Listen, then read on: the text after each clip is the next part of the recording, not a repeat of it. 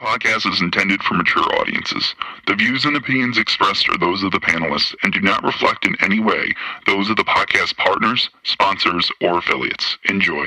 Hi, this is Michael Buffer, and you're listening to the Voice of the People. Let's get ready for Boxing Voice. Every day I'm hustling, hustling, hustling, hustling, hustling, hustling, hustling, hustling, hustling, hustling, hustling. Every day I'm hustling, every day I'm hustling, every day I'm hustling, every day I'm hustling, every day I'm hustling, every day I'm hustling, every day.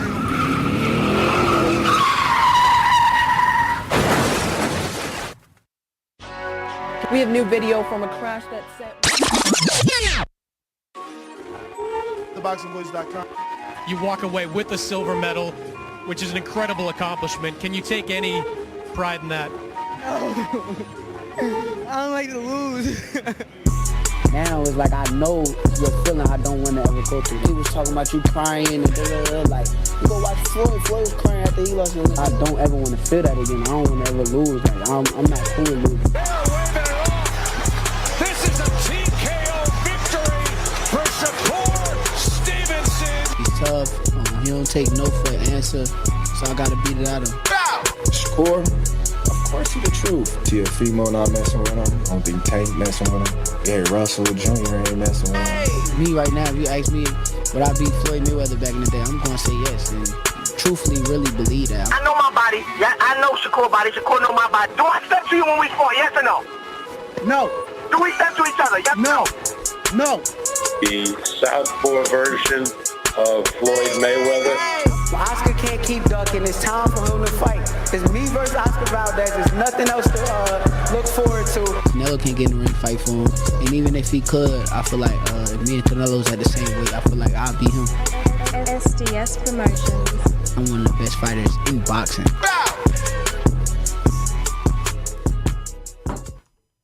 Good morning, good morning, good morning. Welcome back, ladies and gentlemen, to another edition of the Boxing Voice Radio. It is Tuesday, and I'm happy. How are you guys doing this morning? Daniel. What up, champ? It's fight week. Oh, look at that fake smile. I love it when he puts on a fake smile, man. I thought you said fight week doesn't start till Thursday. Man, it's fight week starting Sunday because that's the day the American calendar starts on. And that's when, you know. But technically, tell the world what's happening. What have the promoters decided to do this? Bro, they decided to not start fight week till Thursday, which kind of upsetted me because I think this fight deserves, workouts. I think it deserves. So no media workouts is what you're telling the audience. No media workouts, which typically I will, to be fair, happen on Wednesdays, which means they still could do it. To be fair, they usually a lot of times they'll do it like separately, like a week before. So it's wherever I do hear it. It's annoying. Can you unplug your vape? Yo. No, it's when he talks. Hold on. Hello? See? He's the culprit. No. It's on all of the channels. Yes, it is. It's like a little beep, too. It's like anytime someone talks, it's like a reminder, like, beep. Like, beep. Okay. Whatever. We going to work through it, powering through it. What's up? Yeah. Now you hear it? I was hearing it, but I was trying to ignore it. But it's fight week. No fighter arrivals, which I'm not the most surprised by because it is not a pay-per-view, but no fighter arrivals nonetheless, no media workout nonetheless, and at the end of the day, it's going to be a spectacular fight come Saturday night. So, pretty excited about that. How you see what do you see happening in that fight? Yo, what kind of play out? What's your prediction? My prediction is Shakur. Pain. Pain. Shakur by victory. Man, did you guys see yesterday's conference? That was crazy. Yo, he told him. To his face. He said, well, let's make sure it doesn't happen again. Well, you know where you can find it, right? On TBV's Instagram. Let me go ahead and show you guys what I'm talking about. Oh, nope, still there. Nope. Yeah. Is it this one? Boom. Can you plug your power into the wall instead of the? I got it going. He's got it. We're going to Shakur's screen share. Bop, bop, bop, bop. And so make sure you're not cheating, Shakur, to Oscar Valdez during the face-off with Christina Pancher. He would have had a better chance to fight me then. Now I'm bigger, I'm stronger, I'm better. Now he fighting the right Shakur. I'm in great shape. I'm in great shape right now. That's so cool. It's just fine. perfect. Okay. I love it, man. Yeah, me I love too. the fact that we're making this fight for the fans. Me too. Just make sure you're not cheating. Make sure there's no cheating going on, my boy. Yo.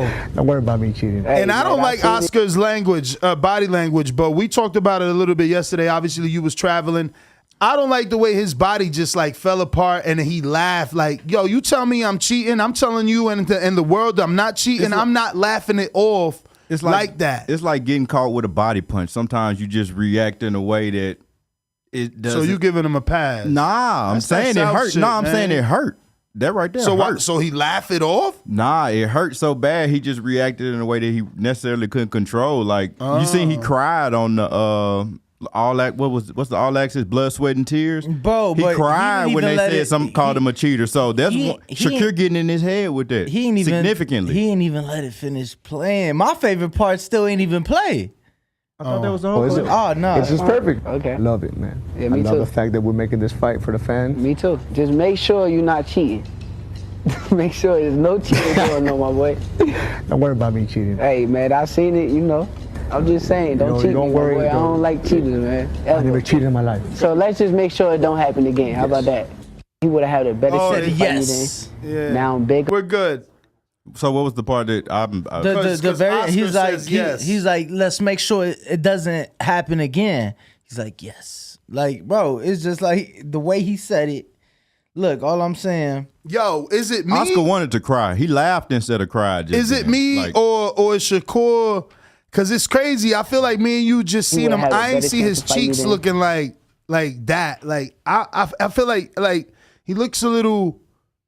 Is this before or after? Well, is this no, old? No. This is definitely old. I was about to say You because wanna I'm know- like, yo, he looking a little heavier No, than you, this. you want me to tell you how I know? I'll tell you how I know. Because of the hair? Because of the hair. But I was thinking, is this live yesterday and did he go get a haircut because it's fight week? Was this live yesterday? But I don't know. Like Valdez likes that outfit, so I don't know. It was released yesterday morning on Top Rank's YouTube page, so I think that it was pre-recorded and edited and whatnot, you know, because we just saw Shakur yesterday, and my man's is definitely looking rough up shit. top because he been locked in, so.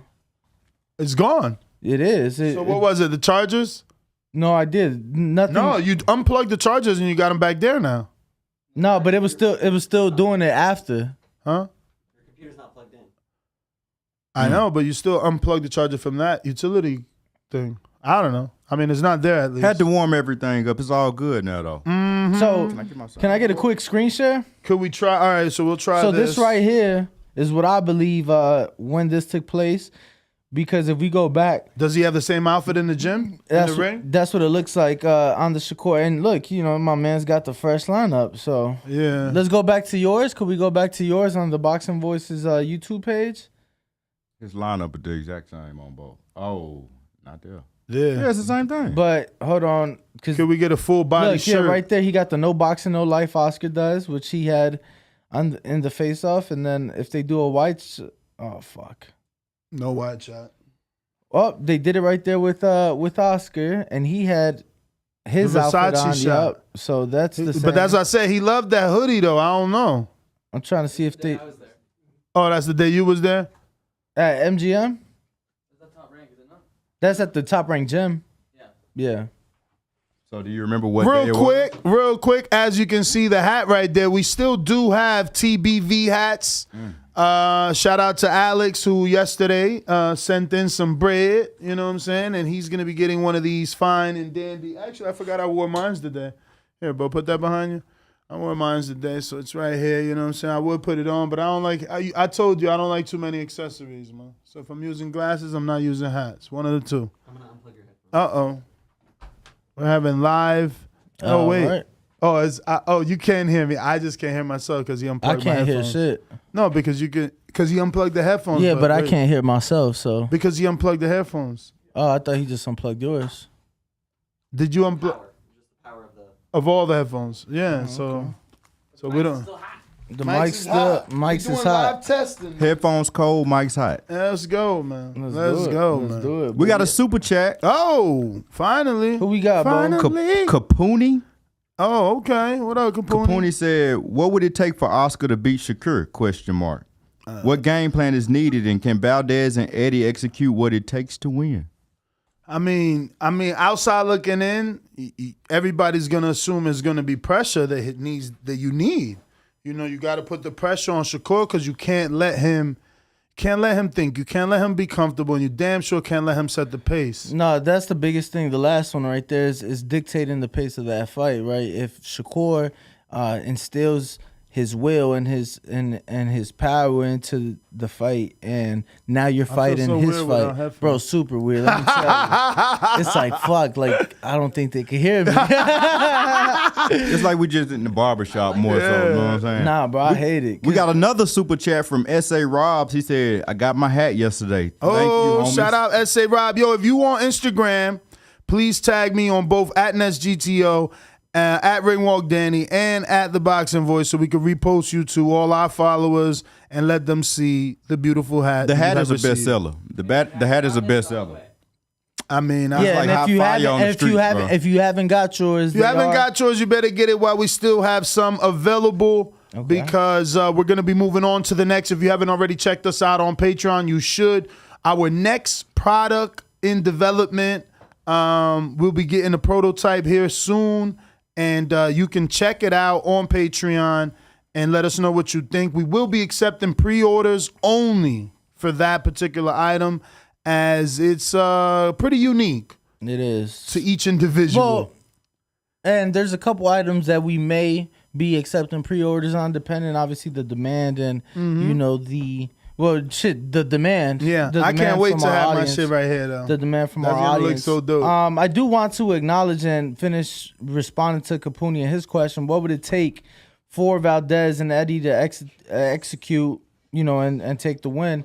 So I do believe that you hit it right on the head. You know, I think dictating the pace of the fight will be the first most important thing, right? I think dictating the pace of the fight will be crucial. Shakur, should he dictate his, take my water, should he dictate his, it'll be a real long night for Valdez, right? Shakur's gonna want to box, stick on the outside, and if he can do that and not let Oscar implement his style pressure, his comfort, his aggressive nature in fighting, then it'll be a very long and tough night for Oscar and Team Valdez. Yeah, man. Listen, Oscar's going to have to disrupt that game plan. He's going to have to make it uncomfortable. It's the same Mayweather blueprint. Like, you got to be Castillo, Maidana, and Margarito that never got his chance. Like, there's no other way. You can't outbox Floyd, and you're probably not going to outbox Shakur. Ain't no probably. Yeah. I was gonna say, like, a guy like Oscar ain't outboxing a guy like Shakur. I mean, you know, we'll see. That's what fights are meant to be fought, man. You know, normally we think fighter A can be fighter C, and then boom, they surprise us. Because I know that Valdez surprised me. I was not expecting what he did to Miguel Berchelt. And in no way or fashion am I saying that Shakur is anyway like a Berchelt. He's not. But I never expected Valdez to do that to Berchelt. No, I mean, since you're saying that, I definitely didn't expect Valdez to do that to Berchelt either. Honestly, I didn't. He showed the world something different that night. But definitely. You know, there is that sour taste in people's mouths given that failed drug test. And I think it made it even worse because I kind of feel like it was almost overlooked. It's like, you tested positive, don't worry about it. Don't worry. Go ahead Still and defend fight. your title. No problem. We'll give you your hometown, title defense here in front of your people.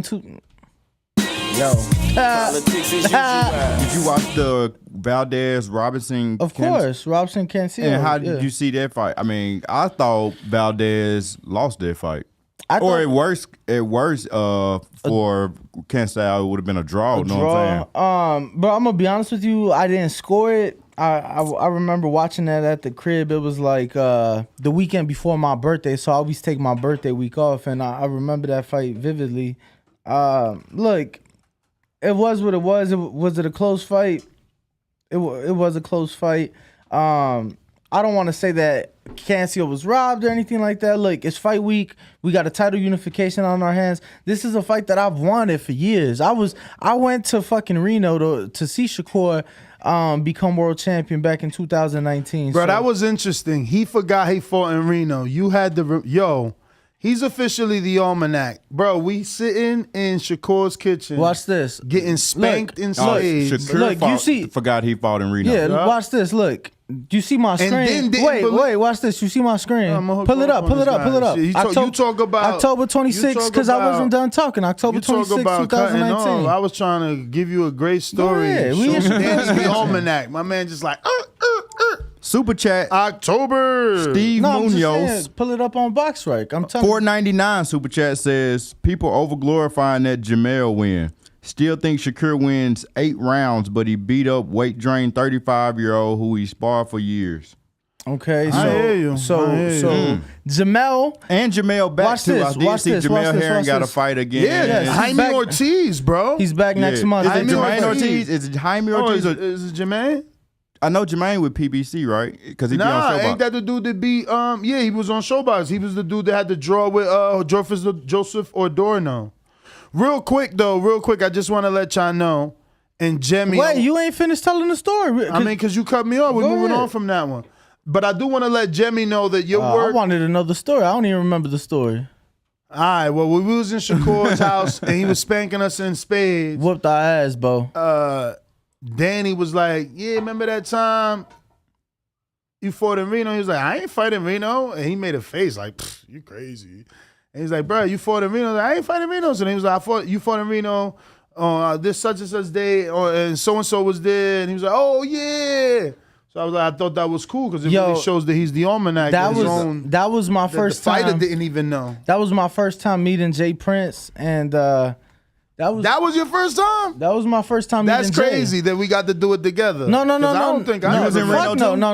I'm talking about Reno. I'm talking about Reno. I was about to say, oh, wow. Nah, yeah, in the locker room. Because he like, yo, go over there and tell James get on the show. I'm like, bro, you know him. You go over there and tell James come on the show. So James Prince in town as well. Yeah, I mean, that's everybody in town. Yeah, so the other day when we was, you ain't even know. Oh, you wasn't, was you there? I'm trying to think. Yeah, the day we went. Yo. Oh, no, you wasn't there. Come on, hurry up. You taking pictures. You wasn't there. Top lip, super ashy. Come on. Come on. I just put Carmax on before the show. Hold on, I need some more Carmax. Come on, man. You good, bro. I'm taking pictures of you right now. You good. If shout that camera gets your dip, shout out to Carmax, trying to get any spots I can. Gotta. So while he does that, I got something very interesting for you guys. Let me see. Oh, I don't know that I can do it because they took my phone. And I only have, if I switch, I'm going to need my phone. Like if I switch to my personal account to get back to the Boxing Voice account, they're going to send a 2-step to the phone. But what I wanted to show is that Earl Spence, even though he act like he don't like us, he's in love with us.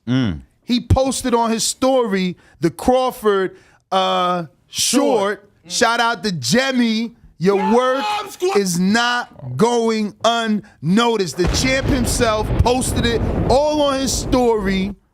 He need to just come in the fucking studio. I'm telling you, we gonna fucking work until they got to come. It's gonna be like, nah, you gotta sit down with them. They're the biggest, most hottest. Yo, you know what's crazy? I don't even think we told the story because I'm reading the chat. I don't even think we told the story. What story? About being with Shakur and getting our ass whooped in spades. You just told it. You was with Shakur. Nah, look. So Jay Prince was there. Nah, that was at the gym. So Friday we had Shout out to Ness. Double shows. We had a double. Well, you had a double show because you had. And my co-host stood here for moral support because they had me doing something off brand, off topic, off genre. I wanted to support. Nah, it was the gun show. Oh yeah. I hadn't seen it or whatnot, but it was. Yeah, but I wanted to support my friend because it was a new venture that he was. Oh, the headphones work now. Y'all should have said something. I saw you switching shit, but. I mean, you ain't see me and Bo put them on. Tell the story. You'll never tell the story if you don't finish telling the story now. So, boom, I wait for him. I say, yo, Shakur gonna be at the gym at such and such time. Mm-hmm. He like, bro, it's already late. On a Friday, On a Friday, look, they start. Married man. They start training. It's already 7 o'clock. Yeah, they said he talking about let's keep working. I've been out the house already 13 hours. Nah, since 5 a.m., right? So 5:30, 5:40. You know I get here. You know I'm coming through late. Yeah, but so we pull up to the gym. They done working out. My man's like, yo, let's go. And he like, I'm like, bro, hell no. We gonna wait till Shakur done playing ping pong to get this interview. Hella ping pong too. Bro, my man's was You knew playing. not to even try him in ping pong. No, because at the end of the day, I'm like. But I don't even remember him saying that. I don't think I would have even asked you to go get the interview. I probably definitely said, is we leaving? I probably definitely said, yo, we ain't leaving. No, you didn't. You did. I'm because like, I think I was like, yo, we not leaving. He already worked out. And I was like, nah, look, he gonna finish playing ping pong. He got one interview to do, and then I ain't ask him, but I'm like, yo, I'm sure he'll give us some time. Of course, I asked. He was like, you know, which that interview is out. I'm gonna get it and get it and put it in the chat for anybody that wants to save it for later. Danny, pick up. Anyway, we there. Boom, get the interview. Get to talking to him. They giving Shakur Peoples giving us a hard time. You ain't really from Newark. You ain't which from I Newark. want to go back now. You from Millville. You from Millville. They trying to make me where cornflake from. Yo, but I want to go back now because I seen Lil Manny. I was saying this to Danny yesterday, right? So Shakur posts Lil Manny, and all that time we in Shakur's house, but who is Lil Manny? I'm about to explain. Is this kid? His name is Manny the Great, but. In the house, I'm so tall, he really looks like a kid. I'm thinking that's one of Shakur's nephews or some shit, like he part of the camp. Because he's part of the team. He with the camp, he in the camp house. And it's a camp house. But it's like 20 of them. They're younger. But you get what I'm saying? Like he's young. Like you're not even gonna it ain't even crossed my mind that he was even sparring with them. Like I just thought he was a helping hand in camp. Because he look a little bit bigger, so you think he probably like an amateur 16, 17, but he really like 13, I want to say. I was waiting for you to I didn't expect him to be 16 or 17. Lil Manny. Yeah, I ain't expecting him to be 16 or 17. As I was saying, so they questioning us. They fucking with him, really, right? They're like, you ain't really from Newark. You ain't from Newark. So they like, yo, come back to the crib. Because I was talking shit. I'm like, yo, since you ain't gonna get your ass whooped next weekend, how about you get your ass whooped tonight in spades? So they're like, yeah, come through. We went through the house and you know and I ain't gonna throw Danny under the bus. I'm just gonna roll over him and back up. I don't know that he's the best at playing spades, yo. He been talking about spades for a while, bro. You had did some shit at that table. I'm like, there was one hand. Like we really could have had them, and we imagine us. But look, imagine us having a one up on them. Nah, there was one hand. I'm like, fuck, all right, cool. But in reality, I will say we, because it is a team, but. They got under my skin and they got in my head. Yes, they made him go motherfucking. What they made you go 10? We had a hand that I'm counting $9. I'm counting 9. I'm like, but they just got 10 for 200 on. No, wait. You telling the story wrong. He's counting. Hold on, you telling the story wrong. You counting 9 because I have 4. You didn't have 9. I have 5. Yeah, but you didn't have 9 books. No, of course not. The way you said it made it sound like you had 9. Like I'm counting 9. So everybody gonna be like, hell yeah, go to 10 if you got 9 books. I just want y'all to know that I don't play card games. What? You don't play spades? Only gambling I ever did was like sit down right here, man. This guy's fired. No, Key, and I let Key know this on yesterday. So everything y'all saying right now sounds like Chinese to me. What?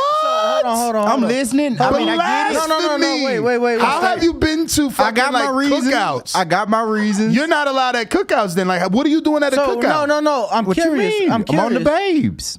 On the babes. This guy. guy. At your family cookout? He didn't say family cookout. He said him and I know Danny it's gonna the get South. along. I know it's Alabama, but come on, Bo. At the family cookout. He said the cookout, not the family cookout. Nah, but all jokes aside, I am curious, bro. Like, so what y'all do down? Why do you have your headphones forward like that? My man is just like, yo, he's like, this is my new swag. Everybody, I'm gonna have everybody wearing the headphones like that. Now I'm curious, like, so what you do, bro? Like, you ain't never played cards with the guys. I didn't rock. I got my reasons. I didn't rock with I didn't rock with no games. Like I play video games, but when it come to card games, I don't know how to play Goldfish, bro. What? The only reason I know 21 like blackjack is because it's 21. Yo, that's crazy. We got casino night Friday. What you gonna do? I'm ready. I'm gonna do whatever I can other than actually play the game. Damn, bro, that's crazy. Yeah, yeah. It was crazy that we lost though. It was. Yo, I would expect y'all to lose. I would have bet on Shakur now rather than bet on y'all. Look, I'm gonna put it to you like this. Damn, that was Nesta and I's first time playing spades together. Yes. Anybody who's a spades player knows it's important. It's vital to know your partner. You gotta know your partner. So that's what we didn't know. Right now, Shakur's in camp, but it's like just like he training in boxing, bro. It's like he play cards every day. You play cards every day. I've been there, bro. I've been there. Like there was a point. You know, where I'm playing spades for hours every single day. Yeah, and it's like, bro, that's I got the same partner. You can't fuck with me. That's why I wanted him to break out the chessboard, because that's what I play every day. Spank somebody right there. I'd have been talking greasy. But anyway, super chat. He was talking greasy as hell in that fucking interview.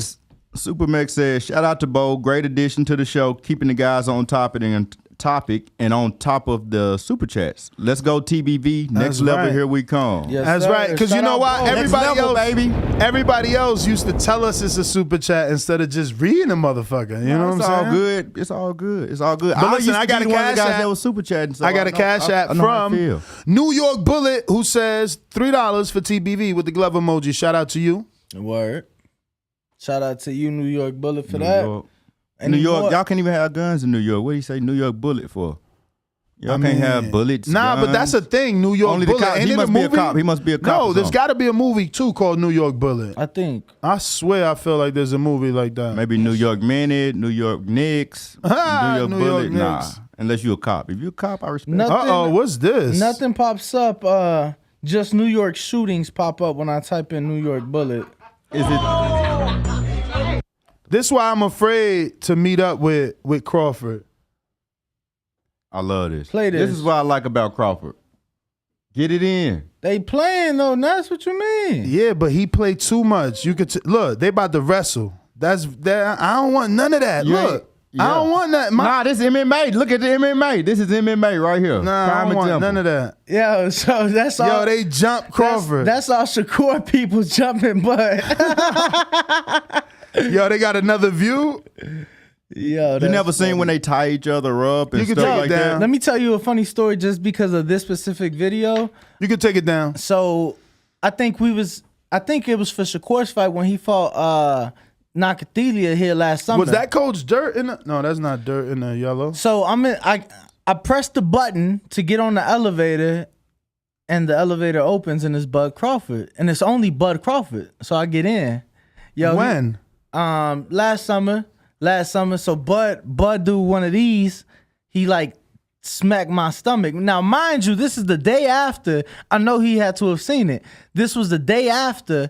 Bo Mac offered me the fight with Bud. Okay. And I said I want $250,000 for the fight with Bud. Okay. So I see Bud the next day. We in the elevator alone. He like, you want to fight with that?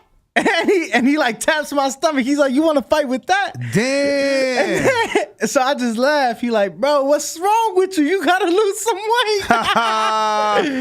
Bro, that should be motivation. That's too many people telling you. Tank told you. It's time. Yo, and he here now. He say he gonna watch what you eat. You know what it is? Homie gonna grab Cheetos or some sort of dark chocolate out of there at 10 a.m. Danny eat before. Danny is an aggressive eater. It's on BTS. I watched the BTS yesterday, and you just hiding in the corner eating the bar, laughing. That was also the 420 show. Let's give context. What that mean, bro? Because you high? I got some munchies. I want to. That's a good excuse. That's that's when you're supposed to have. Look, that's when you're supposed to have ultimate willpower. But look, to be fair, when you are in a building being worked on a Nike shoe factory schedule and you're not being fed, I'm gonna grab whatever's available to me, and if all it is snacks, then unfortunately that's the way I'm rolling. Gotta be snacks. And I just wanna throw out there that before the show started, even though he's sitting 5 feet away from me, I text Bo. I said 137K by this weekend. And are we at 136? Nah, but that's cool, right? Because we're only 300 away. So I'm like, we getting 1,300 by the end of this weekend. I know in the message I said you about to get that behind the weekend, scenes Shakur locker room footage. Come on, you about man. to get that locker room footage, like, come on, man. Like cold dirt, like word is born. We from North. Shit gonna go down. Come Can't on, be talking man. like that. I like the way he talk. Nah, shout out to What you wearing to the fight? I don't know, man. I don't know yet. Silk? Is it gonna be silk? Oh, he got the red and white. You gonna break he out still the got pink? but you I know what it is in your mind, because I think like that. I bet you in his mind he like, I do want to wear the red and white one because I like the way the green and white fit. I just bust the red one in Dallas though. You get what I'm saying? I can't re-rock. Like, I thought you had the green and white. Oh, you wore the green and white for 420. Yeah. So nah. I mean, I'm sure. Have you already bought the outfit, or you gonna still buy something? It's too late. Going on? No. It's too late. He gotta have it. Nah, it's never too late. Nah, bro, it's Saturday. Yeah, one day shipping. You got 1 day shipping on almost You all ain't the getting sites. no 1 day shipping on nothing hot. Nothing hot is 1 day shipping. I ordered for Dallas those silk shirts. I ordered them the week of the fight, and mind you, I left for Dallas. Wow, and they Thursday. got to Dallas? No, they got here before I left to Dallas. Wow. So I ain't worried about it. I guess Florida takes longer, bro. I swear sometimes I was waiting 2 weeks, but I know they was on a COVID shit. I want to say a Fashion Nova based out of LA, so from LA to here. Oh, wow. Yeah. Shout out to Fashion Nova. And if anybody just happens to be placing their bets this weekend on the fight, head over to my bookie. Hold on. Yep. And if you got to use the code BETTBV, head over to my bookie.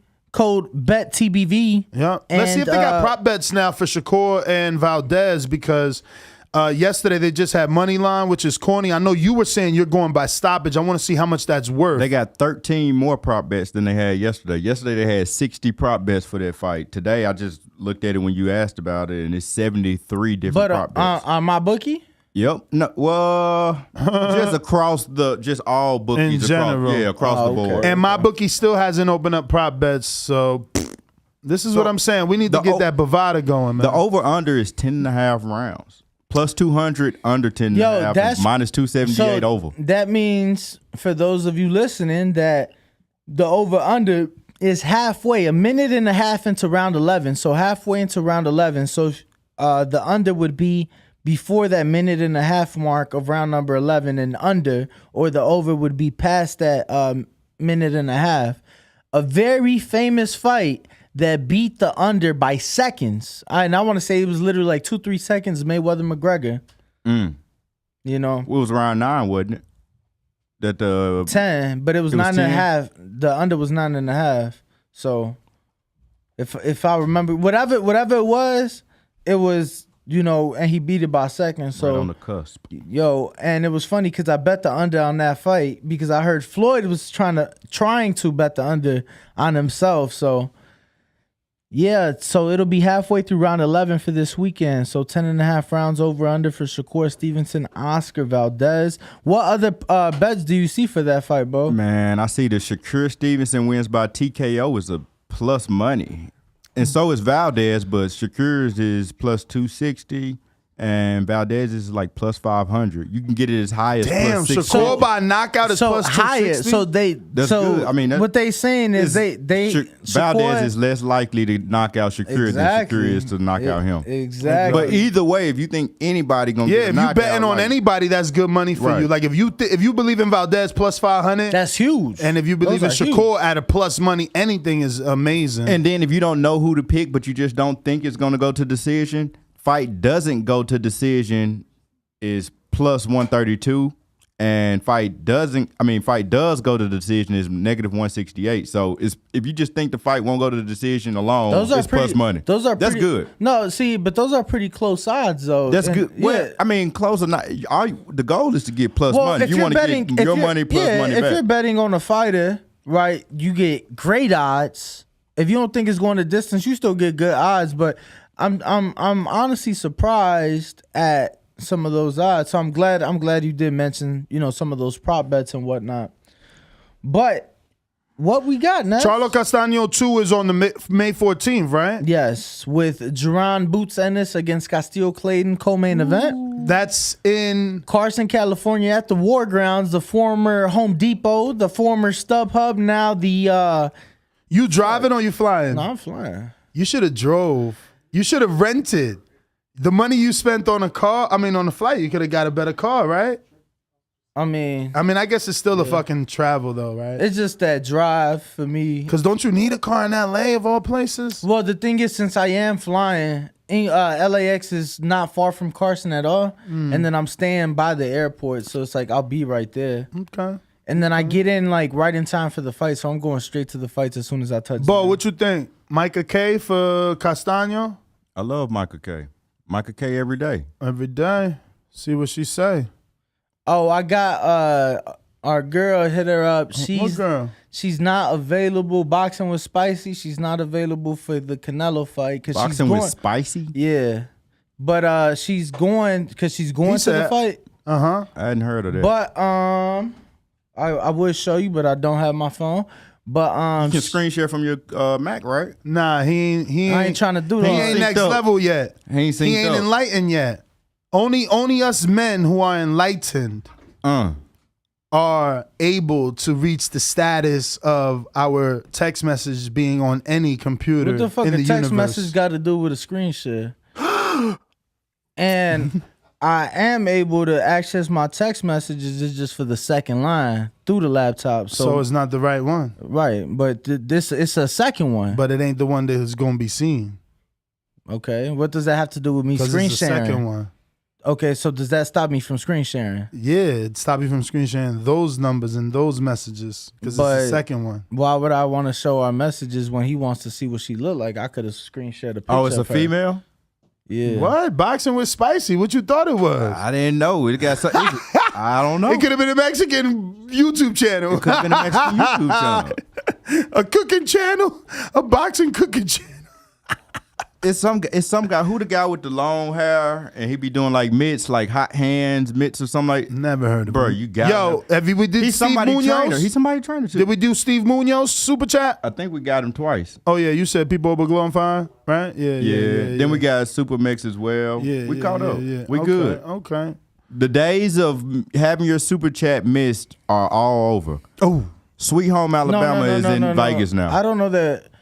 I'm sure once in a blue moon, before Danny came along, we would miss a super chat. We were just getting up to it a little bit late. That's all. Yeah. I got New York Bullet with a cash app. He says, Yo, Bo, Bullet's the name, New York the area. That's all. Laughing out loud emoji. Okay, I rock with that.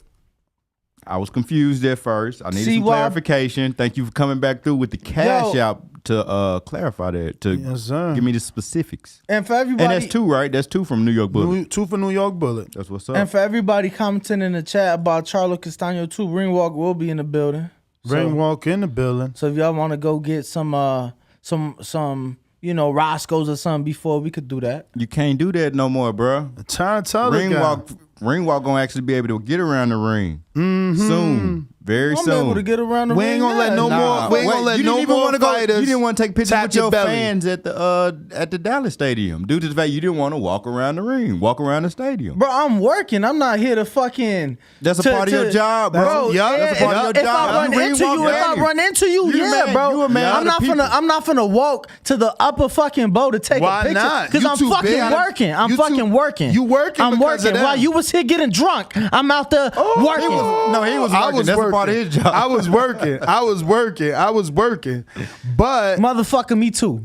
Did you get up and walk around? Meeting the fans is part of the job. I'm not saying I'm too big, bro. Super Mex is my man. Meanwhile, people love you, bro. People love your outfits. That's why you gotta have your outfit already picked out by Monday on I'm fight not week. disagreeing with you, but here's the thing, right? I met so many fans and I loved it, bro. I got fans messaging me. So you saying you met too many and you was done? No, bro. I'm just saying I got to the arena. It's time to work. I'm here to work, and it's like I even met fans at the arena, but bro, I'm not going. You gotta meet the people, bro. I'm not going out my way when Charlo and Benavidez trying to chop their heads off. Oh nah, fuck that. Let me go take a picture with my man Supermax. That's my man's, but what? You didn't want to take a picture with Superman? He was afraid of that work. You don't know. You don't know. He was talking shit. Supermax said he'll run over him, and now he don't want to do no face-off I cautioned Danny on that fight. And he know you here. I cautioned Danny on that fight. He know you here. You got the time to make border wars happen. Look at him. He don't want to work out. He don't want to get in shape. I don't want that fight. Danny need a tune-up. He's been out the ring multiple years. Right, bro. Supermax has had multiple fights in between. That's the tune-up. He ain't nobody's tune-up. Nah, he ain't no tune-up. He ain't nobody's tune-up. We know boxing. Supermax ain't nobody's tune-up. We got a super chat from the super chat king, Mr. CYP. He says CYP will be in the building for Charlo versus Castano. Yo, let me tell you like this. All you gotta do is walk up and say. When I say that's my tune-up, I don't mean that with no disrespect. But bro, if I'm gonna he not a tune-up. If I'm gonna get in there, I'm not gonna let you do nothing like that. If I'm gonna get in there, I'm not trying to get in there with in Jesus' name we pray. I'm trying to get in there with the big fish. Look at Earl Spence. Look at Earl Spence now.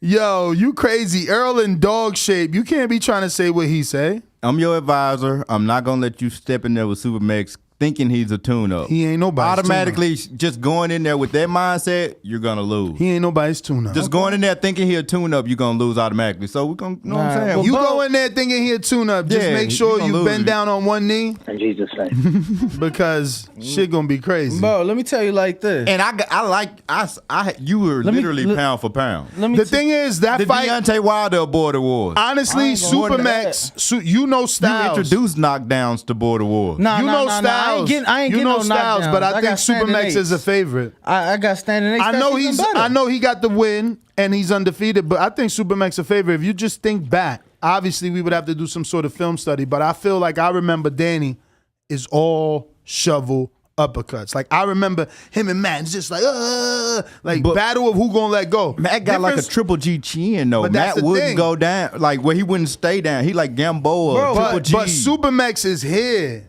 He's straight up. So while you here, he might be connecting because these reach better than these. All right. And he coming forward all night long. And he leaning. So all night long. So let's just remind everybody that the Border Wars you're speaking to in reference of mine, Border Wars. Here he go. He about to tell you every detail now. We know it was late notice, last minute.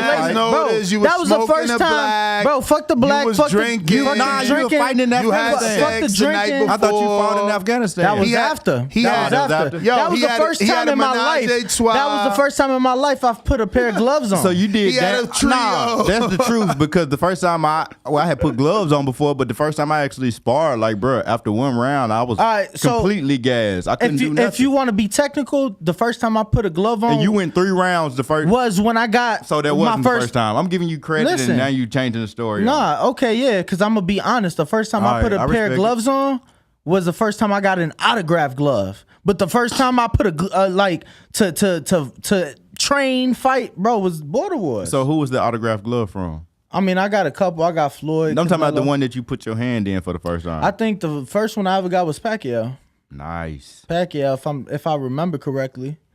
Nice. I want to say that was the first glove. It may have been. I don't remember. It may have been. Pacquiao glove sign? Yeah, I got a Pacquiao glove sign, a Floyd one, Canelo. I got a couple. And for all the listeners out there, I had two. We will have boxing trivia. Wheel coming soon.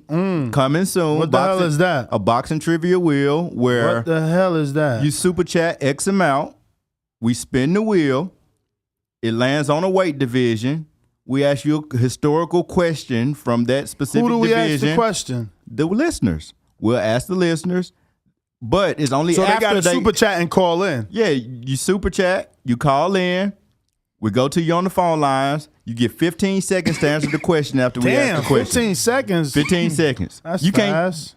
Because we don't want you to Google it and things like that, but you could potentially win an autographed glove. You could potentially win a T-shirt. You could potentially win a hat, and the hat's fire, by the way. So keep in mind, boxing trivia coming soon. Be on the lookout for that. Yes, sir. That's dope. That's fire. That's fire. Just want to get the goal is to have the super chat wheel every show so that we could do a giveaway raffle every single show. And we're not too far from that. I think we need about 6 slots. I did put out a post on Patreon, and I'm saying this sarcastically. Thanks for the help, because no one helped, really. So I'm going to re-put that link in Patreon and in the live chat, and hope that you guys do give us some super chat wheel suggestions, things that you would like to see on a daily super chat wheel. Obviously not drinking shots Monday through Friday, right? So we need to have those replaced on morning shows with something that is a little, healthier for me and Danny. Danny thought you drinking the shots was for fun and games. He didn't think that was work, and I'm appalled that he didn't think being forced to take shots. I caught him winking his eye. His eye. That was work. He knows that. He knows that. He know how hard it is to put down a Tito's, man. That shit ain't easy. Nah, I don't know, because I don't drink vodka. I don't drink vodka. Hey, for Mother Russia. Do I look like Kovac? Yo, what happened with the Russian shit? Is that shit still happening? Like, I feel like the news cycle died on that. Yeah, because it's so drawn out. They changed their plans. You know what's the big deal now? Elon Musk buys Twitter. That's all over everywhere, huh? Bro, that took over Ukraine versus Russia. What was it? 40-something billion? 43 billion. That's crazy. What he pretty much said, he just gonna uncensor Twitter? Yeah, he let freedom of speech. What do you so it's just what you want to say, or is it like which to me the other stuff too that's on Twitter that's like censored out? Which to me, let me tell you, I think Twitter is the most open platform that exists. And that's only because he watches porn there, I bet you. That's what you're gonna say, right? Well, you know that. So no, but he's gonna say you think it's open because they allow that. What a soundbite there from yesterday. Oh, it's in there. It's in there. You gotta ask. I want to hear Ken. that, bro. That was fire. Bro, let me tell you. Tell us.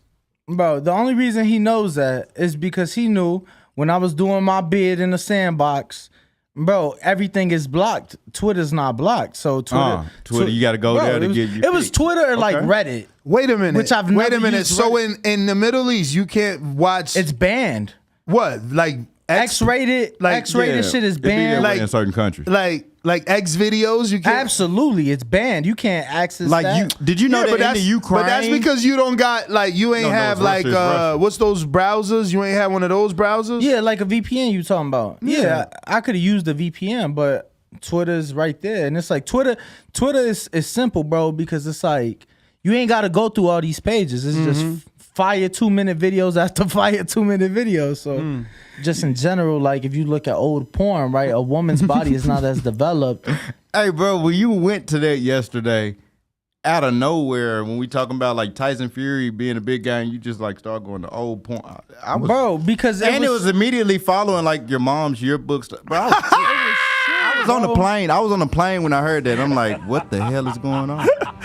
Bro, it's just true. You get what But I'm it's saying? good content. It was fire. People was just trying to be funny with the shit, but I'm just going back to saying, yo, they not the same. The men not the same. The women not the same. Whoa. The food not the same. I'm not touching that. We gonna move on, man. So you think fighters Super chat. Alex Corona. the same exact way that fighters are built today. Show. Laugh Good, So we had good heavyweights fucking show. such as Tyson Good Fury effing back. show. Laugh out loud That was like a normal emoji. thing to see. Fire emoji. Fire emoji. Glove emoji. Thank you, Alex. Yes, for cutting that thick ass tension in the room. Cut it. I mean, it was tension because, we have children when it comes to certain topics. So. Oh, look this guy. No, we good. It just was no need to go further. Yeah. Yo, shout out to whoever you are. I don't get a name, but I do get an order ID, and it looks like someone just ordered a shirt. I don't even know which one you ordered. It just says mentee. But I hope you ordered this one. This is an old classic logo. Shout out to Jameson Rocket, who just super chatted the other day for the 420 show.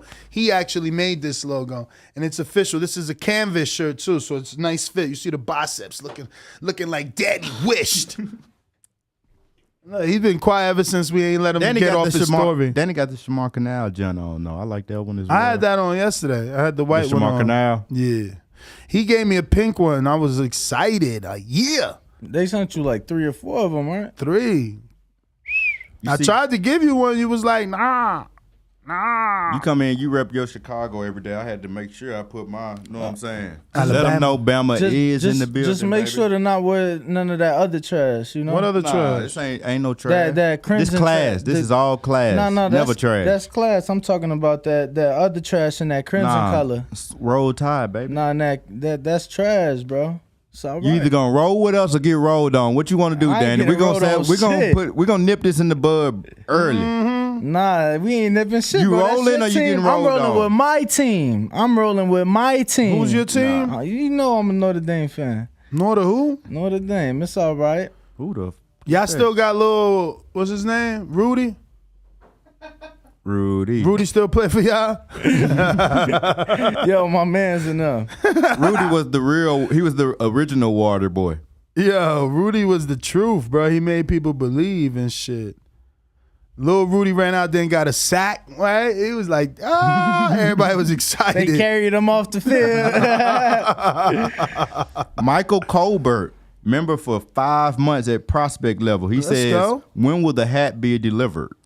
Michael Colbert, 5 months. Michael Colbert. Let me send that name to Key and see if that's been on the list. But remember, we're doing shipping on Friday. Tony Salgado, $5 super chat. He said y'all should put a 20 push-up option on the wheel slide. Y'all going to get swole as fuck, laughing out loud. I'm down. That's what I'm talking about. Down. I like that for the I'm down. for the super chat I'm wheel. down. That's what I'm talking about. That's right up my alley. Right up my push-ups, pull-ups, dips, all this I don't right know up my where alley. you would do pull-ups from in the studio. Well, but- I ain't saying like, it's a whole jungle gym up there. I mean, you gonna have your camera shaking like a motherfucker. You got That's 2 all guys good. both over 200 pounds. All right. Y'all can't do a pull-up. Who? All right. Neither one of y'all. There's no way either one of you could do a pull-up. I know you can't do 10. All right. Either one of you. Ain't you a betting man? I'm definitely a betting man. How much you want to bet? I mean, when Let's do 100 per every one I do. You give me 100. What the every hell? one You I trying to don't. break me. You trying to send said me we back to can't do Alabama. one. What you mean? You said we can't do Exactly. one. You said I can't do one. I don't want to say what I truly think because y'all gonna get offended. For everyone, y'all gonna get offended, and you might. What about for every one you give me 25? I just gave him a $75 discount to see how brave you are. Nah, based off your confidence, I just upped it to 10, and I can do that because we hadn't agreed What to you that. mean 10?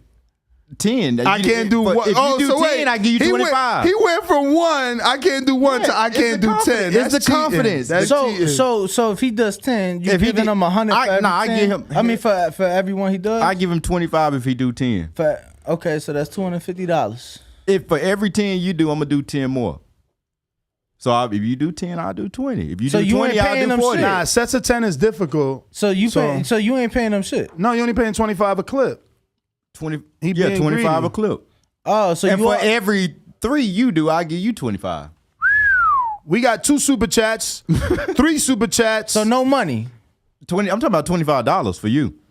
If you do 3 pull-ups, I give you $25. Oh, I'm thinking you saying you'll do And that's 25. for the rest of the time that I know you, for eternity.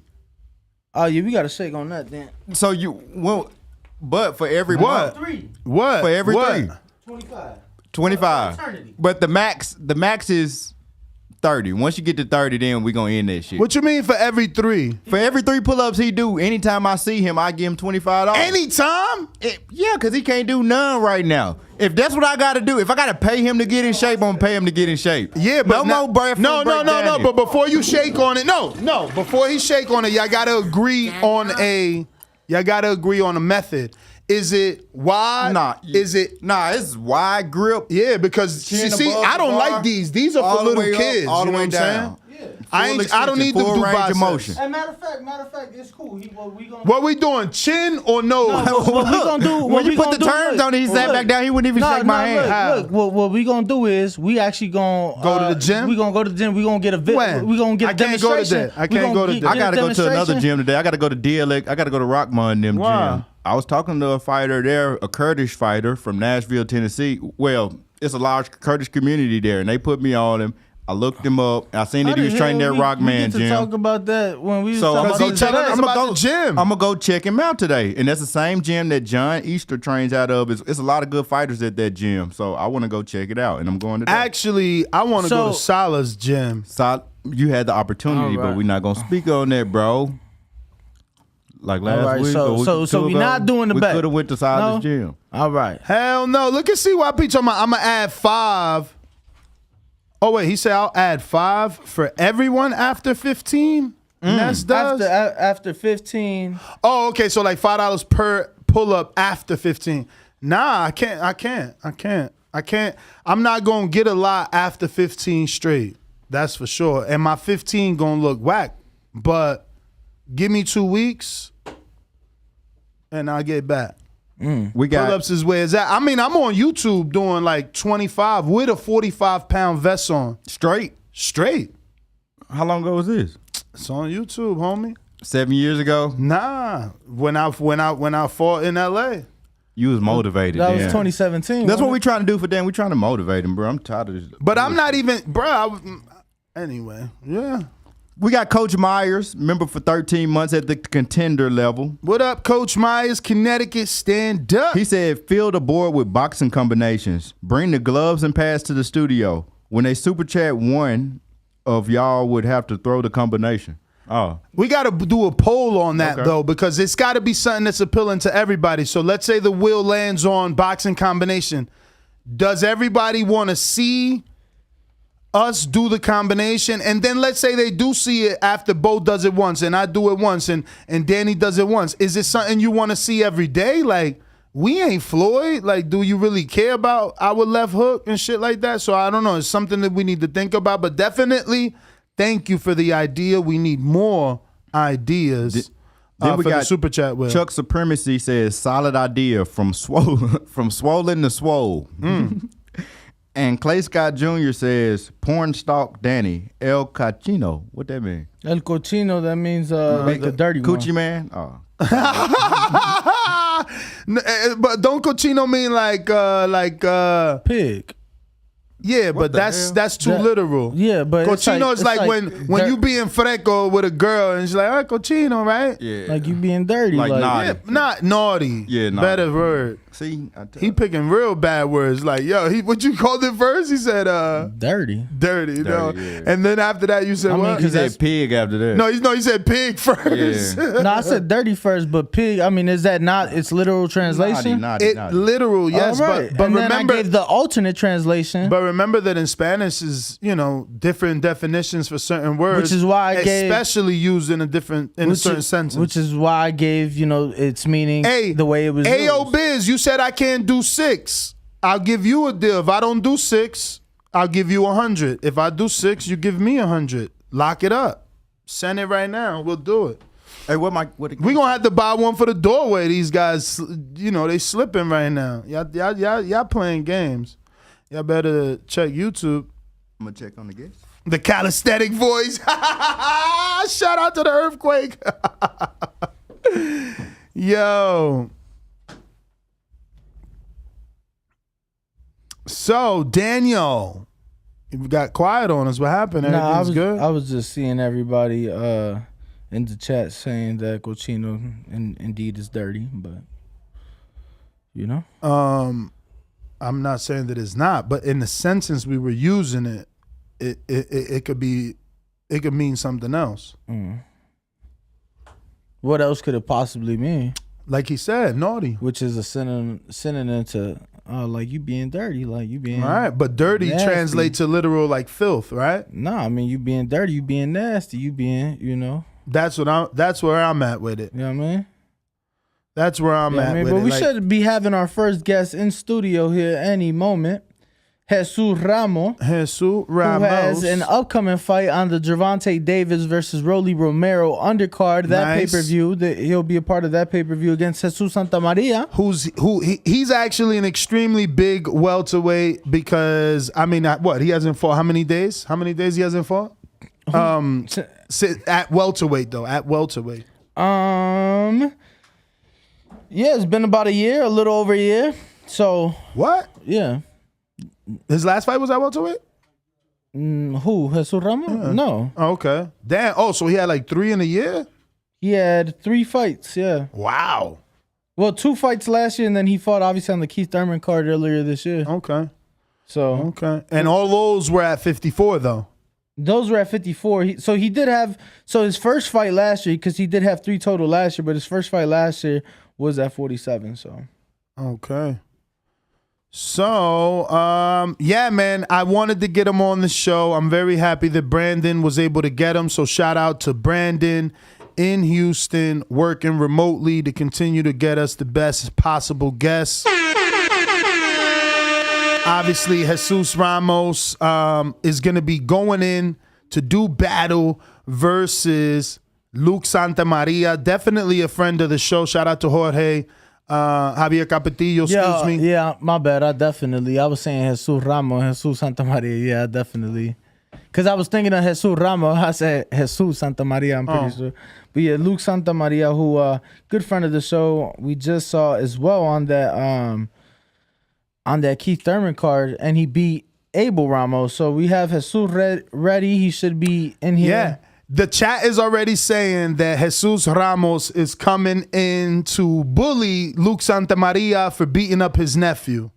I didn't know. I thought it was the other way around. I thought Abel was the uncle and Jesus was the nephew. Correct. But do you guys believe that he wants some sort of revenge, or do you think that PBC always had this set up where if Abel lost, he would fight the nephew? Well, I don't know if they always had it set up, given that, Abel has been fighting his last few at 154 and Luke is at 147. But, we'll get the chance to talk to him, and it'll be... No. Abel is the uncle. Right, but I'm saying Jesus, his last 3 have been at 154. Yeah, but you said Abel was fighting at 54. Abel's welterweight. He just lost to Luke. I mean, Jesus is fighting at 54. Well, his last 3 have been at 54, so... Yeah, gonna be interesting, man. Gonna be interesting to see can he even make that weight again. 3, or maybe the fight isn't at 40. Maybe it's right. At 54. Maybe it's a catch weight. I wonder because Luke, Luke is the type of guy that takes whatever they throw at him. They don't really complain much. So we've done this 7 times. I'm a kill kid. But we should be getting Jesus Ramos Jr. right now in studio. And if you want to ask him a question, you already know where to find that post. None other than the Boxing Voices Patreon page at patreon.com/TBV. Actually, / the Boxing Voice. Excuse me. But Jesus is in the building. What's going on, Jesus? Un placer conocerte. How are you? Good. How are you guys? We're good. Can we get that mic, Austin?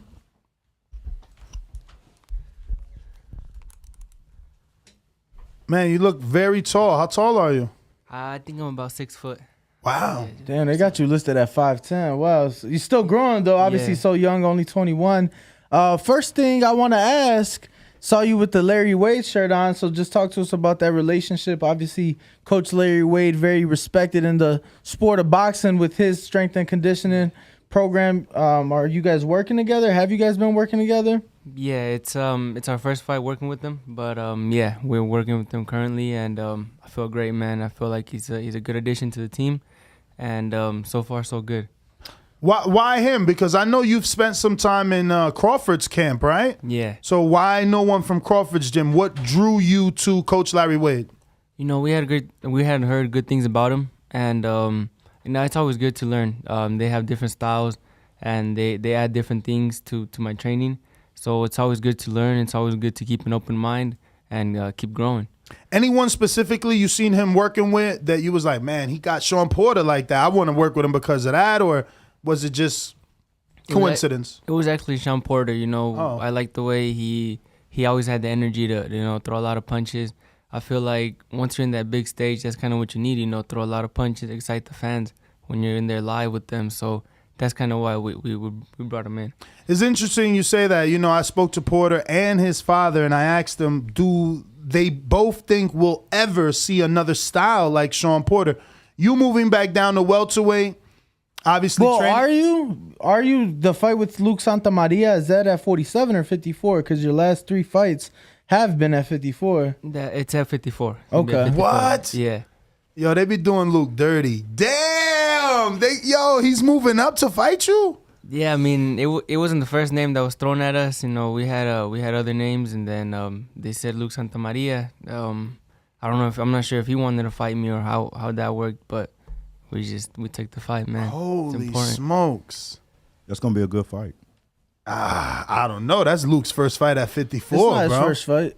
No? No, earlier in his career. Mexico? Come on. I mean, a couple years ago, it's not like it's been like, since his pro debut. I mean, just a few years ago. Okay. Like, I want to say 2018 or 19. I think he fought Devin Alexander at 54, wasn't it? Oh, really? No, so. Well, yes. He weighed in 49, but Devin did come in at 54. So, yes, you are correct, actually. So, have you seen his fights? Santamaria? Yeah. I mean, obviously you watch Abel Ramos, huh? Yeah, but before the Javier Molina fight, he was a name that was thrown at me as well. Really? But Javier Molina was, you know, we felt like the better competition, so we took Javier Molina.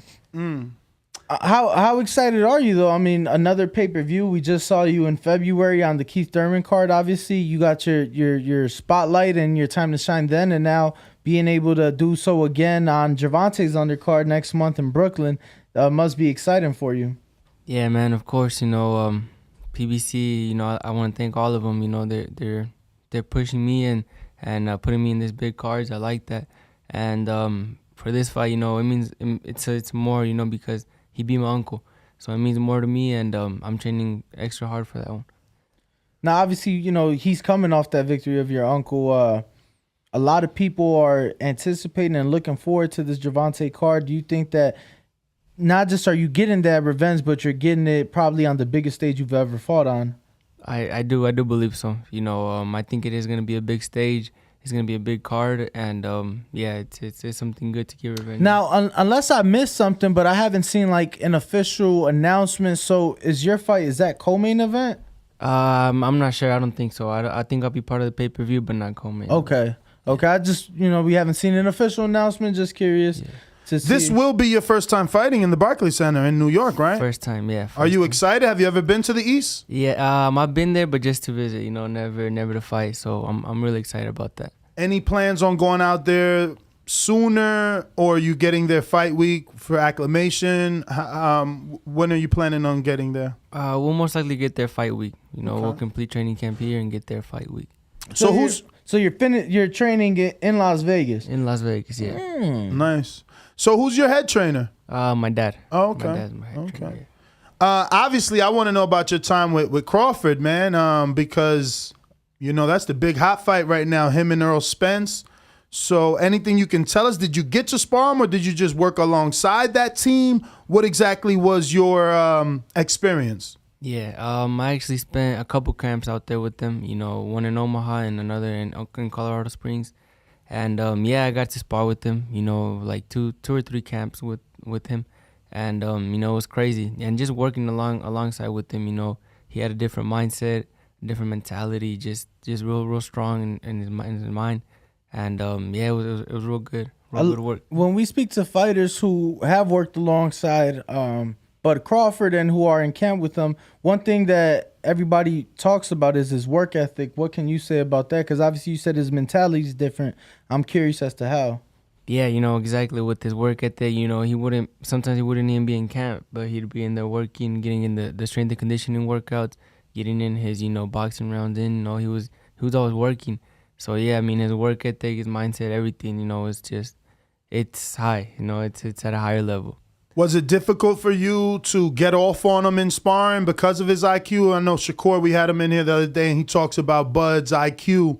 And, you know, just wondering, was it – I don't want you to say that it was easy either, you know what I mean? But you've been in there with world-class fighters. You know, what was your experience like with Bud? Yeah, man. Of course, you know it was. He has a high ring IQ. You know, he knows what he's doing at all times, and it was hard. It was hard, but I learned a lot from that, and I think it's given me a lot of confidence. The fact that I've been in there with him, and you know, I've carried that confidence ever since. What's your interpretation of what you've seen from Sean Porter versus Crawford right before the knockdowns? Because both came seconds before each other. Some believe Crawford was down on the cards. There's obviously the infamous video of him saying, "I'm down." How? Yeah. What did you think? Was he down on your scorecard? I know you're obviously a Sean Porter fan. Were you excited and did he do more than expected, or did you see, you know, that the tide was turning and Bud was coming on? I do think that he was doing more than what we expected out of him. You know, I feel like he was doing real good, and I don't feel like if he was down, I don't feel like he was down by a lot, but he was doing good, and but I knew Crawford was gonna turn it up on him, and once he did, you know, he got him out of there. Did you expect a knockout though? Like maybe you never told anyone, but inside, did you be like, Crawford's gonna stop him? Nah, I didn't never expect that. You know, I know Sean Porter's tough, so I never expected a knockout from Crawford. Have you ever sparred Sean? I've never sparred Sean Porter. No, I never sparred him. Would you say Terrence is the most difficult sparring you've had? Him and Lara, Eddy Lara. They've both been were difficult. Yeah. What was that work like with Eddy Slandi, and how much work have you guys gotten together? Actually, he helped me prepare for my last fight. I fought Vladimir, so he was southpaw, but he was tough, man. He was always thinking as well, real high ring IQ, and you know, it was great for me. It was real great for me. Speaking of Vladimir, were you concerned at all going into that fight, being that he had beat Angulo, he had just beat Julian Williams, he had just beat he hurt both of those and guys. he had beat Aaron Coley. I think in Aaron Coley heavy metal, he had just beat Aaron Coley as well. Were you concerned at all going into that fight, being that he had just knocked off 3 notable names in that division? I wasn't concerned because of the work that I had done. You knew you were ready. Yeah, I knew I was ready, but I mean, everybody was telling me, you know, that this is gonna be a tough fight, my toughest fight, that this guy comes to fight and he won't back down. So I got ready for that, you know, and it motivated me to get ready. How long you been boxing? Me? Being that your uncle is a professional boxer, if I'm not mistaken, your dad's your trainer. I looked at your amateur record, and I just didn't see a lot of fights there, so I was wondering, like, how long had you been boxing? Yeah, you know, my first amateur fight was when I was 10, but I was in the gym when I was 5, 6, just training, and then my first amateur fight at 10, but I didn't do a lot of amateur fights. I got to a point where I was just sparring professional fighters and learning from them. So you damn near a natural pro. That's that David Benavidez story. Yeah, dude. So we got a couple of questions from the people. Young Tigre in San Antonio that says, any suggestions to get casuals to watch Terrence Crawford more so he can build his name up? No, well, Terrence, you know, he's kind of the guy that, I mean, a lot of people know of him because he is so good. You know, we as boxing fans, we know he is so good, so we kind of push him out there. But he himself, you know, he's kind of more of just, he's kind of in his own world, you know, he's in the boxing world. So that'll be tough, but I feel like if he fights Spence, that'll get everyone to watch Crawford, and if he beats Spence, I think that'll be kind of his coming out party to all the casual fans. No, absolutely. That's gonna be a huge fight. So how do you expect that fight to go, especially after what we just saw from Earl last weekend? You know, there was a lot of questions, at least from the public. He's like, I didn't have any questions. But how do you expect that fight to go after what you just saw from Earl against Ugas? I think that's gonna be a great fight, man. I can't pick a winner because before the Ugas fight, I had Crawford, but I went there live and watched Spence, and he looked real good, man. He looked real good, and you could tell, you know, it kind of got close, and then he started stepping it up. You know, he upped the pace, and he got him out of there. So I don't know, man. It's gonna be a dog fight. I can't wait for that one. When you sparred Lara, it was in Salah's gym? Yeah, inside. So you already had a relationship with Ugas, or no? You never got to meet him? Yeah. I got to meet him. You know, he had found my uncle, so we got to meet him in the bubble as well. And he was a real good guy, and I was actually rooting for him for this fight. And yeah, man, it was tough. How is it for you watching your uncle fight? Is it difficult, or is it like that's just his job and you're cool with it? Nah, it is difficult. It's more difficult than me going up there and fight. That's my family, so I get real nervous. It's the same thing with my little brother, man. Whenever he's fighting, I get real nervous. What's his name? Jonathan Ramos. How old is he? He's only 15, man, but he's looking real good. He coming. I see you got the what the cup say there? Yeah, that's my logo right there. Okay, I like it. Can we? Can we get a can we show the camera, Austin? There you go. Boom, right there. And what you right got in there? Because camera. I feel like I see like avena or something. Like Nah, it's coffee. We got coffee. Yeah. Coffee, cool. Appreciate it. I got Dual Ingram in Compton. It says, you're a few inches taller than Canelo. Can you imagine yourself challenging yourself at a cruiserweight in the future, or is Canelo just special? I think Canelo is special, but I feel like at one point I will get up to that point. To cruiserweight. I keep growing, man. And I feel like 54. I mean, right now I feel good at 54, but I think I'm young, and I think I'll have a chance to grow later on. Now, you mentioned your brother, obviously 15, still amateur, but what can you tell us about him? And, for you to get nervous, obviously you see something special in him because, he's doing what he's doing, comes out of this boxing family. I mean, just what can you tell us about your brother? Yeah, man, he's talented. He's got a lot of talent. He looks at me and everything I do, he does. He'll try to fight like me, and he's got it down, and he's real good. He's like I said, he's real talented. He needs a little more discipline. So this weekend we're bringing him into camp and getting him ready. But he's gonna be good, man. He's gonna be real good. But I don't know why, man. I just get real nervous when he fights. He just fought this past weekend. We held the amateur event in Casa Grande, and we put him on, and it was crazy, man. But I was real nervous. Shout out to you guys. So you're holding your own amateur events? He won. Yeah. We are. The boxing club, or your dad, who's in charge, or leading up this venture? It was me and my dad, but the whole boxing gym helped. We wanted to bring something in Casa Grande for the community, something positive, and we thought about making an amateur show. And we have a couple amateur fighters at our gym, so we put them on, and we had Phoenix fighters, Tucson fighters. They all came down and fought. So with your very little amateur experience and your brother being in the position he's in now, what advice are you giving him, right? Because obviously, you've been through it now, and I'm sure your uncle was able to give you advice that you took, and now you're able to do the same for your brother. So what type of advice are you giving him? I always tell him, to work hard right now, but don't fit in too much to the amateur style, because at the end of the day, he wants to go pro. And I feel like that's the hardest transition for a boxer, from the amateur to a professional. And for me and my uncle, it was kind of easy because we always had that professional style in the amateurs, and which is why I didn't have much amateur experience, because I always had that pro style.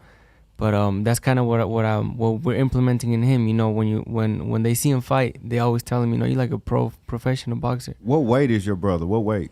Right now, he's at 154. He's a big guy, man. And then is your dad his trainer as well? Yeah, his trainer. Shout out Pops. How tall is your brother? He's almost as tall as me, man. He's a little bigger though. And he's only 15. He's only 15. So you think he'll be a bigger? By the time he turns pro, you think he'll be bigger than what you are now? Yeah, huh? way bigger. Yeah.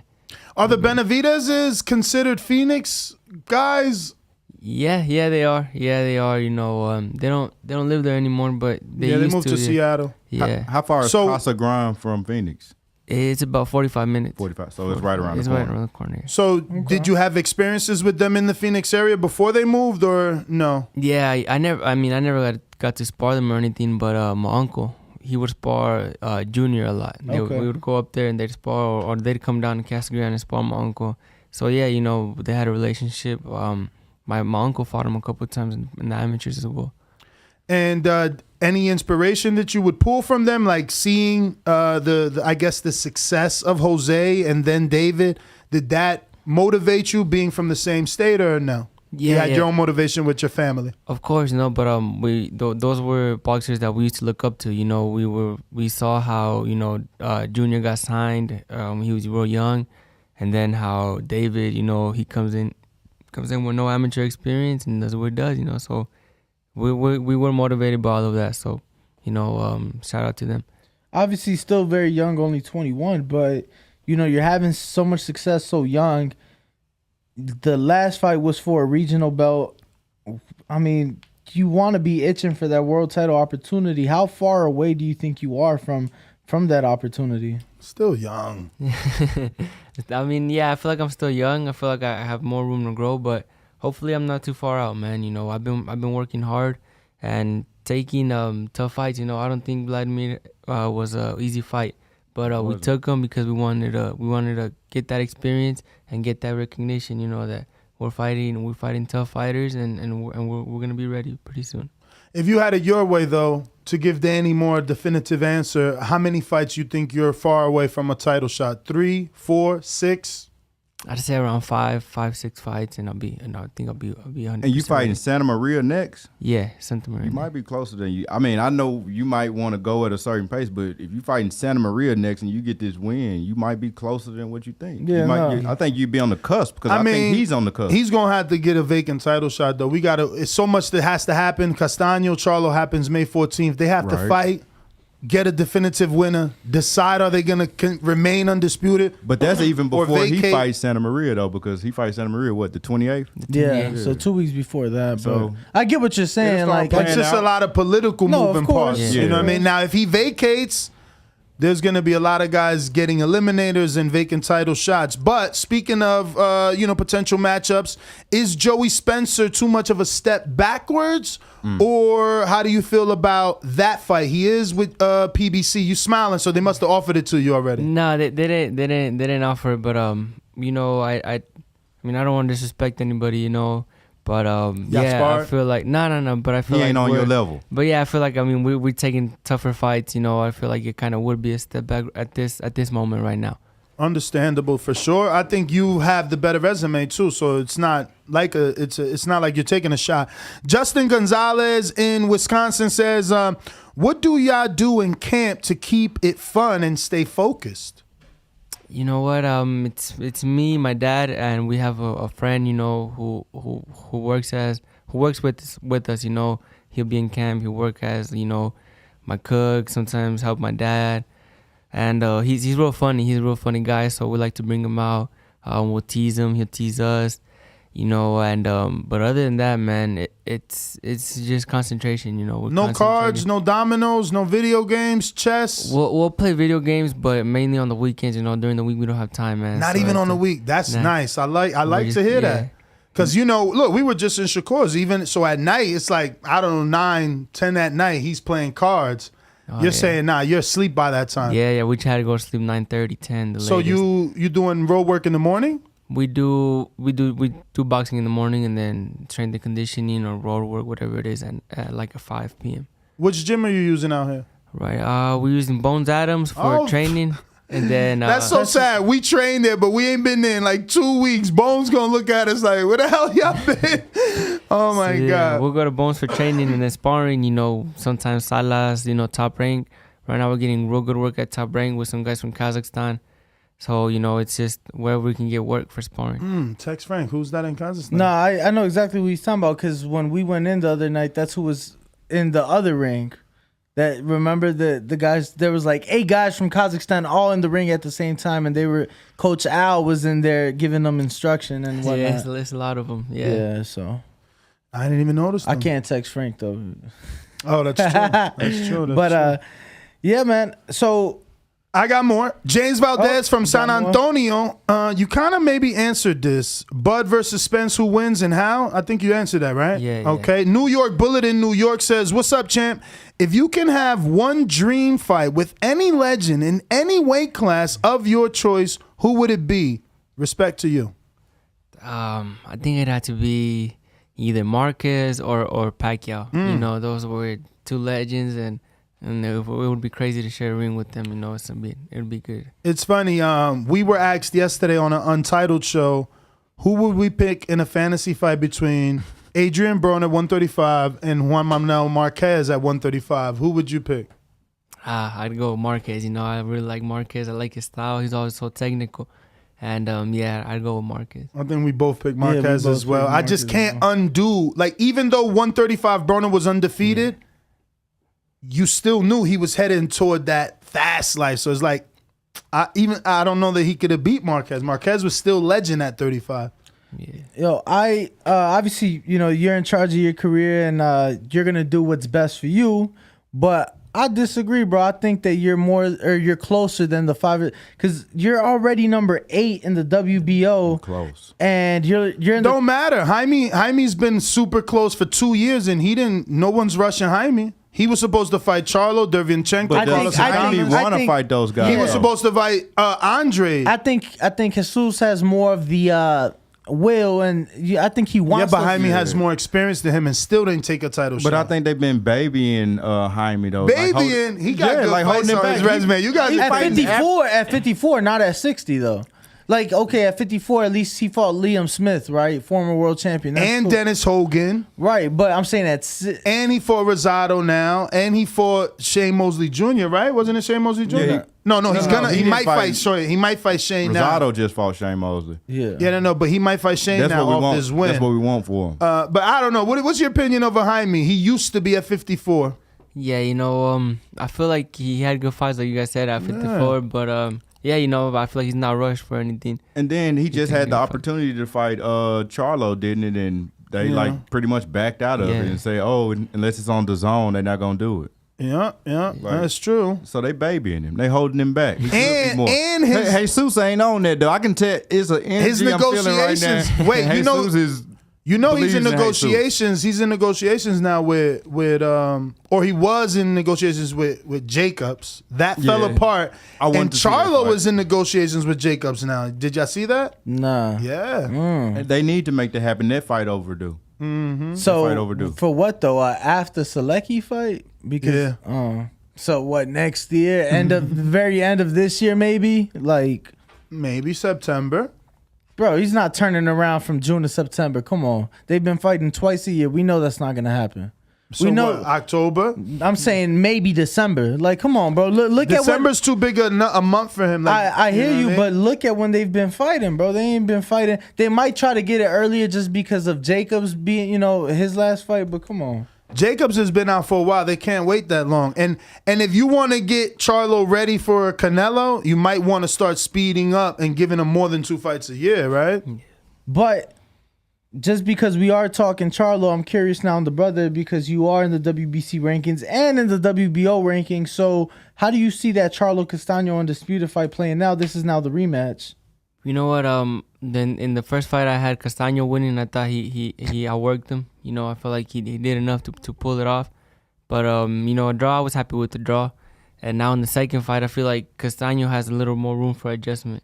He could add that jab to his arsenal. So you going Castaño? I'm going Castaño, especially after what I saw. At the Spence fight. He was like, well, this is what David said. I was sitting right next to David. Said he was drunk. And he's got 2 weeks. Oh yeah, okay. What you seen from Charlo at the? But he wasn't because I was there. Wasn't David referring to the brother and Jamal?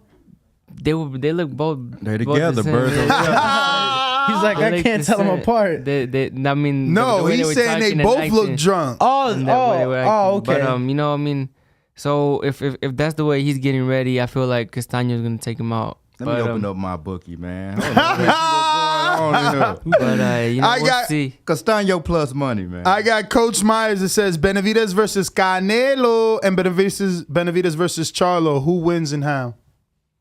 If Benavidez fights Charlo, I got Benavidez all day.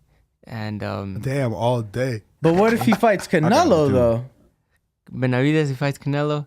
I think he's got a good chance. I think right now he's got the better chance, but Canelo, man, he's something else right now. I don't see nobody beating him. You guys seen that quote Canelo said? He said, "I'm not losing to anybody right now. I'm in my prime."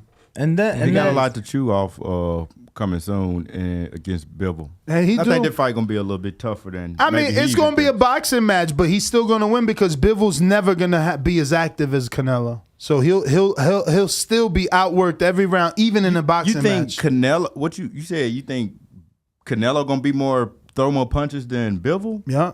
That jab going punches the first front. That jab gonna get slipped. Look, he's gonna see that jab. Whoop! Left hook to the body. Bang! Bang! I think that slow start might hurt him, bro. We'll see. What do you think? I almost want to pick Bill. I do think Bivol is gonna be a tough fight. You know, I feel like a lot of people are calling him out too easy, but I still don't see Canelo lose. So the question was regarding Charlo and Benavidez, but who do you think does give Canelo the toughest matchup? And I feel you got to consider anybody from cruiserweight down because they've even entertained cruiserweight, right? So who do you think right now?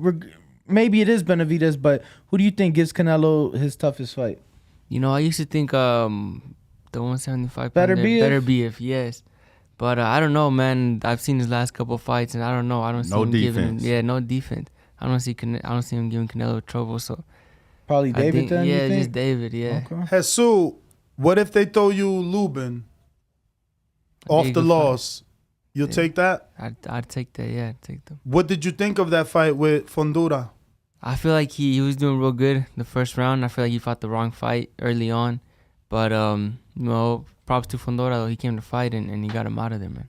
What do you think about the public saying, and not the, I want to call them detractors, haters, are saying that Fundura is a height bully, that he should not be in the division? Yeah, you know, I've seen that, you know, and a lot of people even call him a weight bully. But you can't be a weight bully if you're making the weight. You're making the weight, and then you're not even. I mean, it's not like he's blowing up in between fights, you know, and then coming all the way down. You know, I feel like he stays around the same weight. So, I mean, it's just an advantage to him. But I don't feel like he's a bully for that. Has anybody ever attacked the body of Fundura? I think Clark, right? Jamonte? Yeah, Jamonte. But Jamonte ain't known for no power or nothing like that. But he ain't known for good body shots. I think he had the most success, though. Is that once you cut that distance on Fundura, then you got to be careful for them uppercuts. He's so good at like leaning back and making fucking angles to land those uppercuts, man. So did you see? Obviously, people are also, you know, people get really upset when their favorite fighter loses. So some people are saying Fundura cheated. He never took off his gloves. Look at Lubin's face. He never did that to anyone's face. What do you say to things like that, where a guy doesn't normally have power, but all of a sudden he disfigures someone's face, like Earl did to Ugas? Yeah, you know, sometimes when like you have tougher fights like that, you get ready. You know, you go through harder training camps. You even get a lot stronger, and he's pretty young. I think he could develop more power. So maybe that's what he did. You know, I don't feel like he cheated, and I would never call him a cheater. So, you know, I would say that was the case. You know, he took training camp a lot more serious, and he got a lot stronger. Now you said you would take the Lubin fight off the loss. No shame if you don't take the Fundura fight off the win, but would you, if they offered it to you after Luke, would you take Fundura off the win? You know, yeah, you know, we're here to fight the best, and I feel like we would take that fight if it was offered to us. We would take it, and we would get ready to the best of our ability. I doubt it happens though. You know, he's waiting for that eliminator. He's in position, so he would be considering you Joey Spencer the way you're looking at Joey Spencer. I don't think that he'll look back unless they pay him handsomely to do so. Those are all the questions from the people. Danny, if you don't have any more, we can take this intermission, take this picture with Jesus. Jesus, if you can, please. I did have one. I just wanted quick thoughts, really quick. Big fight this weekend. Shakur Stevenson, Oscar Valdez unification. Your thoughts on that, champ? Uh-oh. La Raza or what? Yeah, you know, I gotta go with Oscar. And Valdez. he's from Phoenix too, right? Or he's kind from of? Tucson, yeah. But I do go for Oscar Valdez. I think it's gonna be a tough fight, man. But you're just going with it because of Mexican, or you really think he can win? But yeah, I think a lot of people are calling him out, man. You know, he's a 2-time Olympian. He's got a lot of experience, and you know, he knows what he's doing in there. So I feel like if he comes in with the right game plan, I think he's got a chance. But Shakur, you know, he's real fast, man. He's got a high ring IQ as well. So we'll see. It's gonna be a good fight. I'm looking forward to that one. Me too. You want to give your you actually didn't really say, right? Did you say that Bivol's gonna give him a hard fight, but you're still picking Canelo? I'm still picking Canelo, yeah. Okay. And anything else coming out? You said Castaño. You're picking Castaño. What else? 28th Tank. You're on that undercard. Yeah. Is he beating Rolly? I think Man, I think if You in Vegas now. You in Vegas. Be careful. Nah. Rolly trains with Larry Wade. And they're in City Athletic. I think Rollies has a puncher's chance. He can't go out there to box, Davis, and I think he knows that. So if he catches him with something crazy, who knows? He might be able to put him out. Can I get Katie? Go ahead. I was finna ask. I just want a little taste of what the routine is like working with Coach Larry Wade.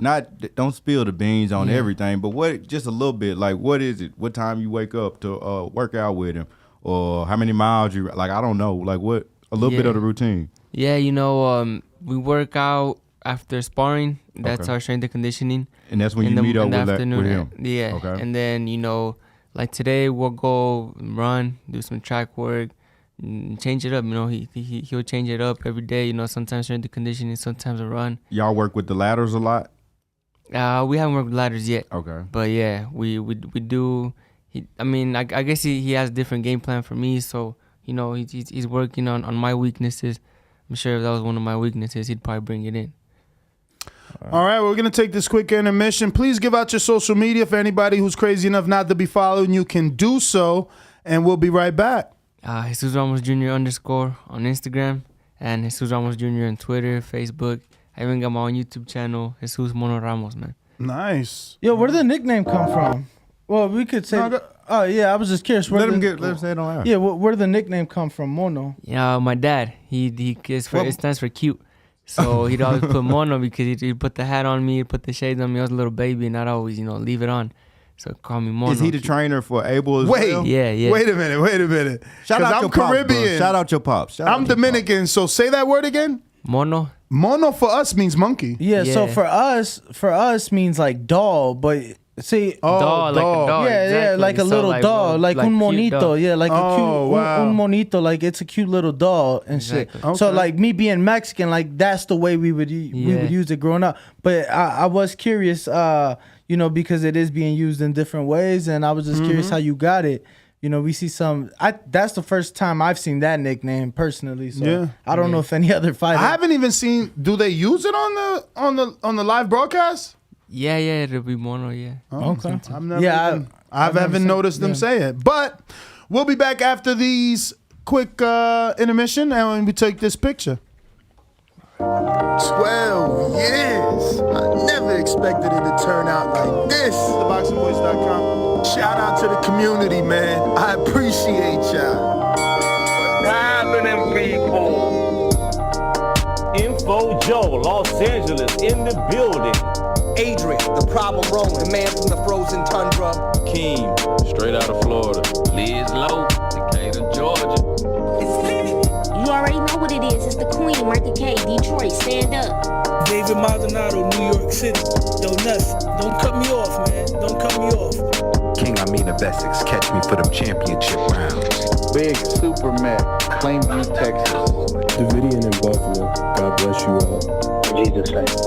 Without Chai, it ain't nothing. Without the callers, it ain't nothing, man. Bad Girl, TKO, San Diego, California. Big Fish, Vegas, Palm Beach, Florida. Tree, the Incredible, straight out the ATL. James Benitez, Huntsville, Alabama. It ain't hating, it's just the truth. Show Kid, Mount Vernon, New York, suckers. SDS Promotions. Coach Mide from London, UK. Checking in from Tennessee, it's Lethal James, P-A-Y-N-E. It's lethal. Line 6 Reed, just spreading that boots gospel. From Bama, only in America. Well, I'm a true attestation to the American dream. King Born, Crown Heights, Brooklyn. You heard? 4 chicken wings and French fries, breakfast of champions. Let's get to it. JT, New Orleans, Louisiana. Stuff like that. Yo, TVV, this Coach J-Mac. New Orleans, Louisiana, 504, baby. What have you? C, Y, E. California. Like the video, subscribe to the channel, join YouTube members and Patreon for some. This is the #1 pound for pound and 2-division champion, Marvin the Tank Furman from Dallas, Texas. Mr. DBC, baby. City, Bomb Squad. Brandon Maurice, aka the AJ Trucking, straight out of Cincinnati, baby. Madbad 100, U.S. Virgin Islands.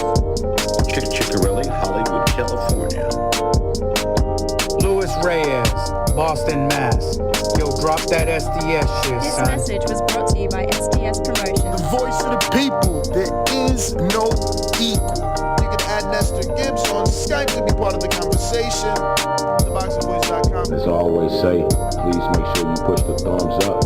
Share this in every episode of the Boxing Voice podcast. This is TBD for life. If you ain't on Patreon, that's because you're stupid.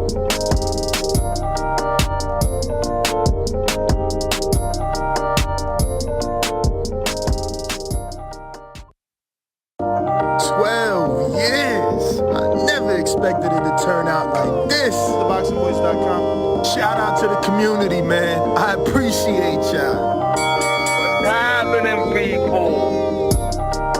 Info Joe, Los Angeles, in the building. Adrian, the problem wrong, the man from the frozen tundra. Keem, straight out of Florida. Liz Lowe, Decatur, Georgia. You already know what it is. It's the Queen, Martha K, Detroit, stand up. David Maldonado, New York City. Yo, Nuss, don't cut me off, man. Don't cut me off. King Amin of Essex, catch me for them championship rounds. Big Super Mac, Plainview, Texas. Davidian in Buffalo. God bless you all. Jesus name. Without Chai, it ain't nothing. Without the callers, it ain't nothing, man. Bad Girl, TKO, San Diego, California. Big Fish, Vegas. Palm Beach, Florida. Tree, the Incredible, straight out the ATL. James Benitez, Huntsville, Alabama. It ain't hating, it's just the truth. Show Kid, Mount Vernon, New York, suckers. SDS Promotions. Coach Mide from London, UK. Checking in from Tennessee, it's Lethal James, P-A-Y-N-E. It's lethal. Line 6 Reed, just spreading that boots gospel. From Bama, only in America. Well, I'm a true attestation to the American dream. King Born, Crown Heights, Brooklyn. You heard? 4 chicken wings and French fries, breakfast of champions. Let's get to it. JT, New Orleans, Louisiana. Stuff like that. Yo, TVV, this Coach J-Mac. New Orleans, Louisiana, 504, baby. What have you? C. Y. Hey. Like the video, subscribe to the channel, join YouTube members and Patreon for some. This is the #1 pound for pound and 2-division champion, Marvin the Tank Furman from Dallas, Texas. Mr. PBC, baby. LV Southern, from DC to Stunt City, Bomb Squad. Brandon Maurice, aka the AJ Trucking, straight out of Cincinnati, baby. Madbad 100, U.S. Virgin Islands. Chickarelli, Hollywood, California. Luis Reyes, Boston, Mass. Yo, drop that SDS shit, This son. message was brought to you by SDS Promotions. The voice of the people, there is no equal. You can add Nestor Gibbs on Skype to be part of the conversation. TheBoxingVoice.com. All right. We are back. Push the thumbs up. Sorry if that intermission went a little bit longer than planned, but we were having some very good conversation. We got to meet the dad of Jesus Ramos, which was quite a surprise. There's plenty of BTS for you, but you might have to get some Rosetta Stone, as we were talking a lot of Spanish. I'm hitting the thumbs up, 215 thumbs up. I hit it. Did you hit it? Did you share today? You ain't share my shit. Share my shit. Like, what's going on? We're going to go out to the phone calls. You know what we talking. It's fight week, baby. Let's do it. TheBoxingVoice.com. You walk away with a silver medal, which is an incredible accomplishment. Can you take any pride in that? I don't like to lose. Now it's like I know your feeling I don't want to ever go through. He was talking about you crying and like, you go watch Floyd. Floyd was crying after he lost his leg. I don't ever want to feel that again. I don't want to ever lose. Like, I'm not cool with losing.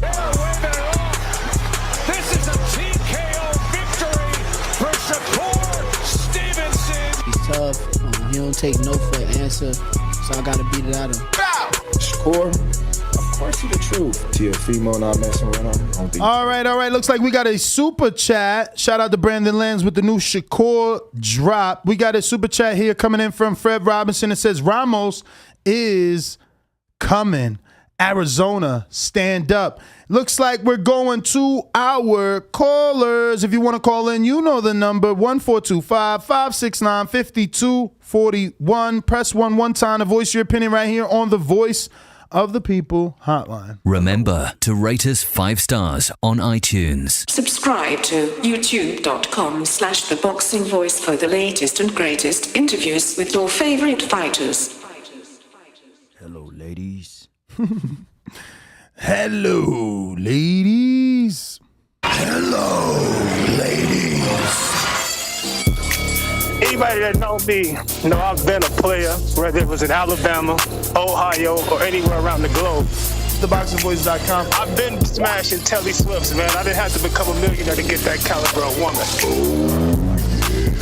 One of the people's choices, one of the fan favorites, a guy that can galvanize this crowd such as myself. He's too ugly to be the world champ. The world champ should be pretty like me. The AJ of trucking. Yep, Brandon in Cincinnati. SDS Promotions. CBV, what up? What up? I can't call it. Same old shit. Hey, I got Shakur winning this fight. As long as he in shape, he should win this fight pretty easily. I just think a boxer that's skilled as Shakur, they usually dispatch of these Mexican-style fighters pretty easily.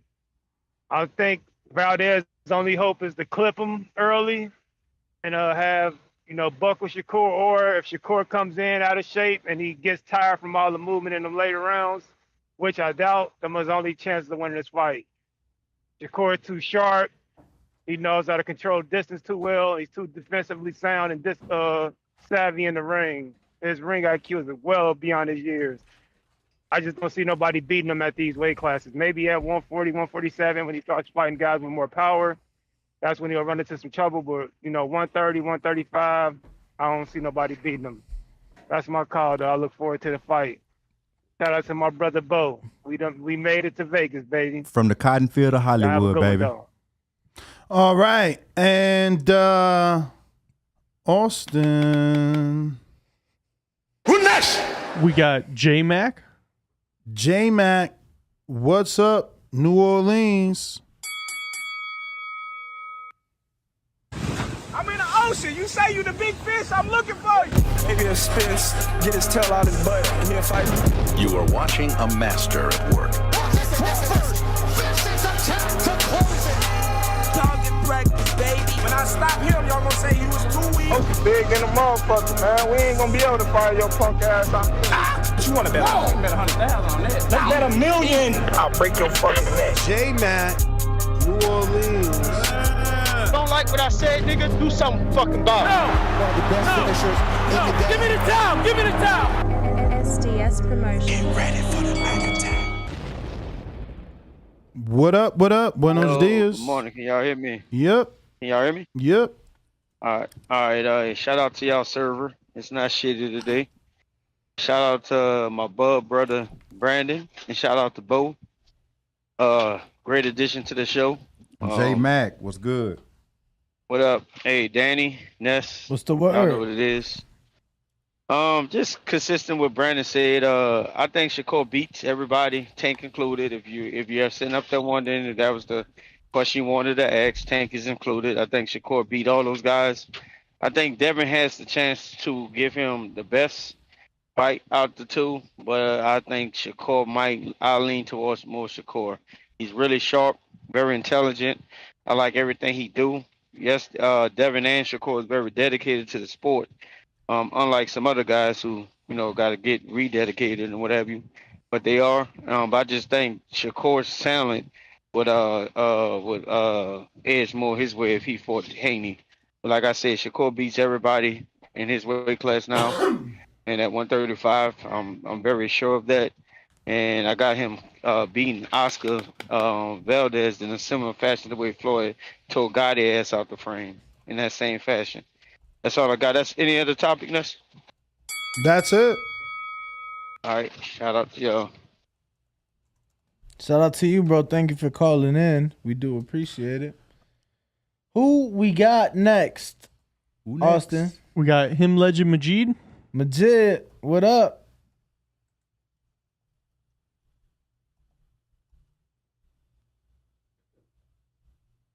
Majid, you gotta accept, champ. We'll come back to Majid. Who we got? Is that Big Fish the Dream? Big Fish. Big Fish the Dream has an intro. Let the little fish go so that we can catch the big fish later. I'm the big dog at the welterweight division. WBC and IBF welterweight champion of the world. At the end of the day, I'm a way better fighter than Terrence Crawford. TheBoxingVoice.com. Me and Terrence Crawford on this side of the street. We cleaning our side of the street, then we coming after Crawford. 60-40 or 7-30, whatever we give them. Say something else. Say something else. Big Fish Vega. Big Fish Mafia. It ain't a movement, it's a lifestyle. SDS Promotions.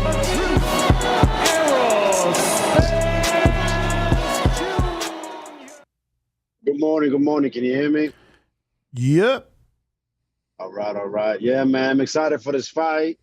It's a big-time fight for this lower weight class. It's definitely the number one fighter coming up. Definitely can see him being pound for pound for years.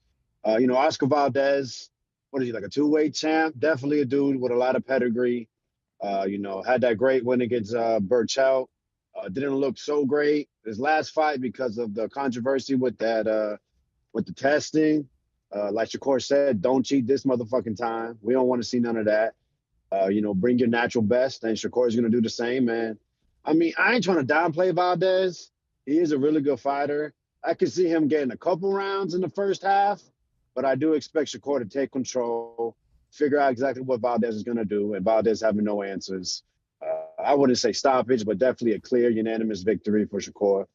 Other than that, that's all I got, man. Shout out Bama Bo. Appreciate y'all. Vega was good, baby. Big Fish gang. I'm not in the gang, but salute the gang. All right. Who is next? We got Stone Bone Boxing. Let's do it.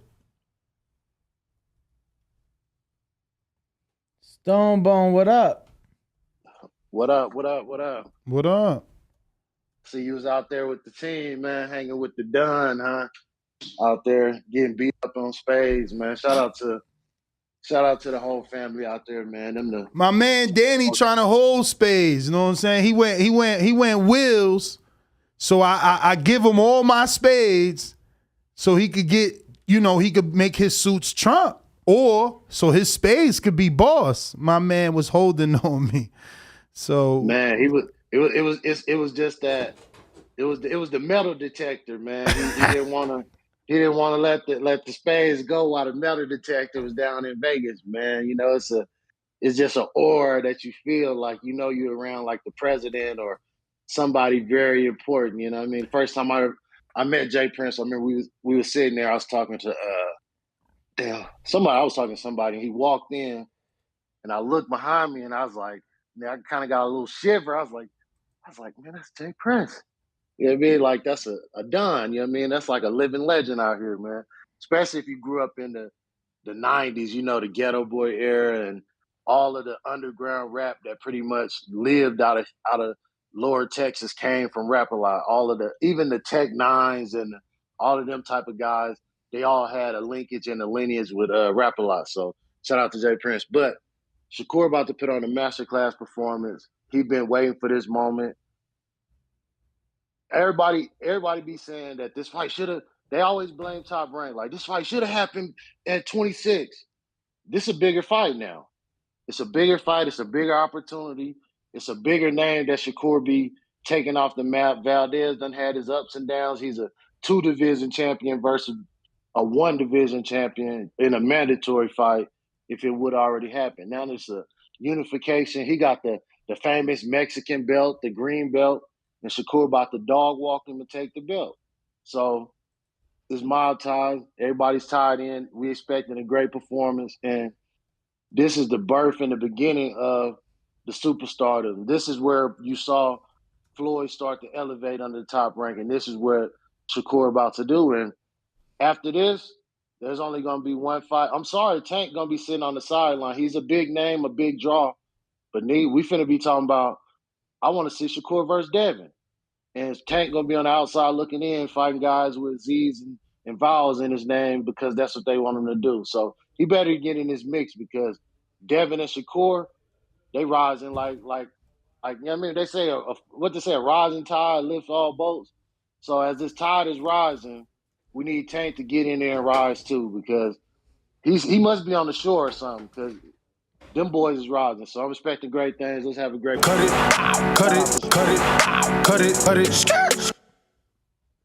Who next?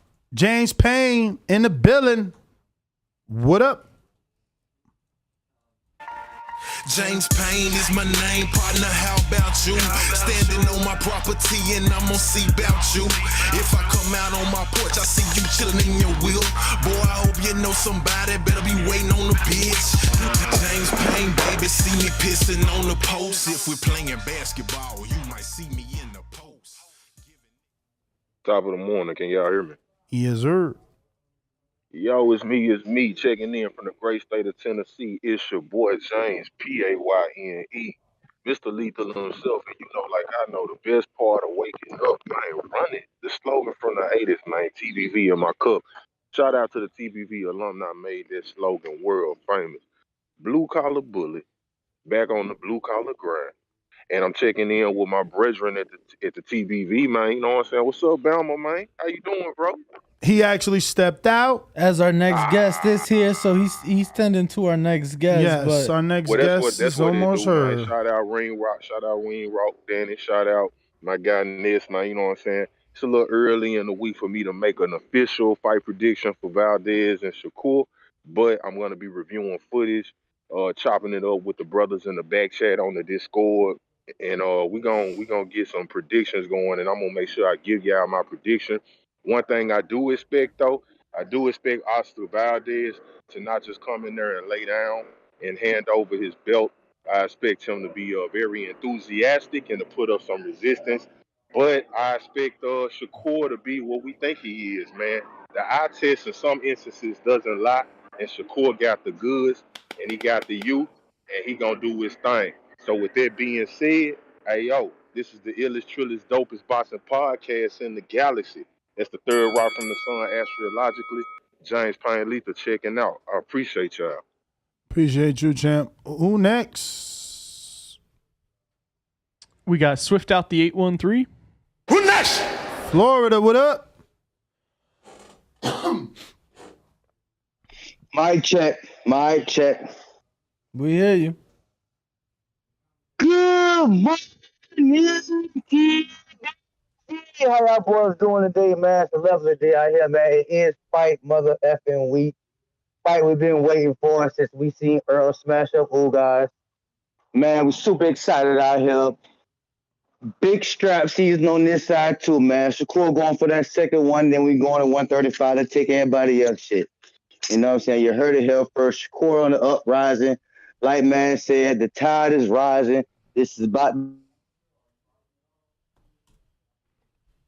Yeah, man. I lived in Florida too, man. That Tampa side of the shit is fucked up. The service is worse than Vegas? Bruh, I switched from AT&T, which is supposed to be one of the top. It's Verizon then AT&T. That shit didn't work out there.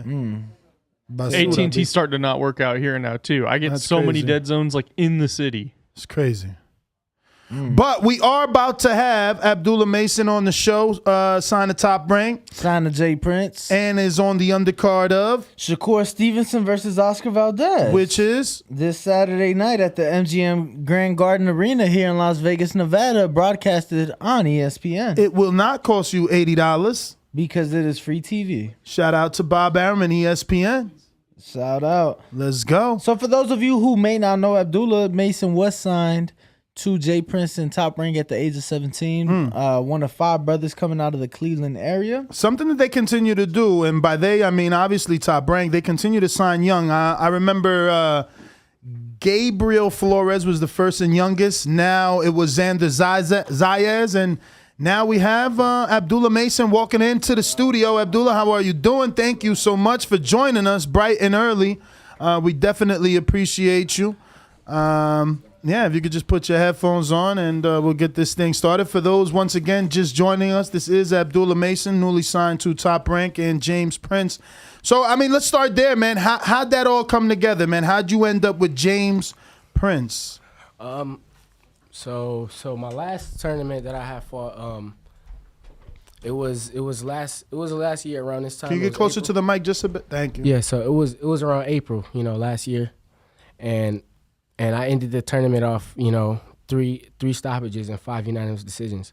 But he was there for the first fight. He was looking around, at the different fighters and stuff. When you say Jay Prince, he was there. Yep. Okay. Yep. So when the tournament first started out, I didn't know he was there, but he I had a good performance for the first fight.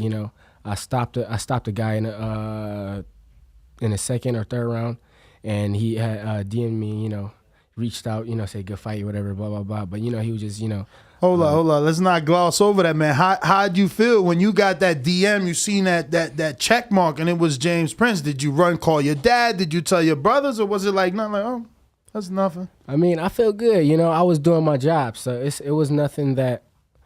It was nothing that I didn't. I'm not gonna say I expected it, but we work for it. Me and my brothers, we working hard.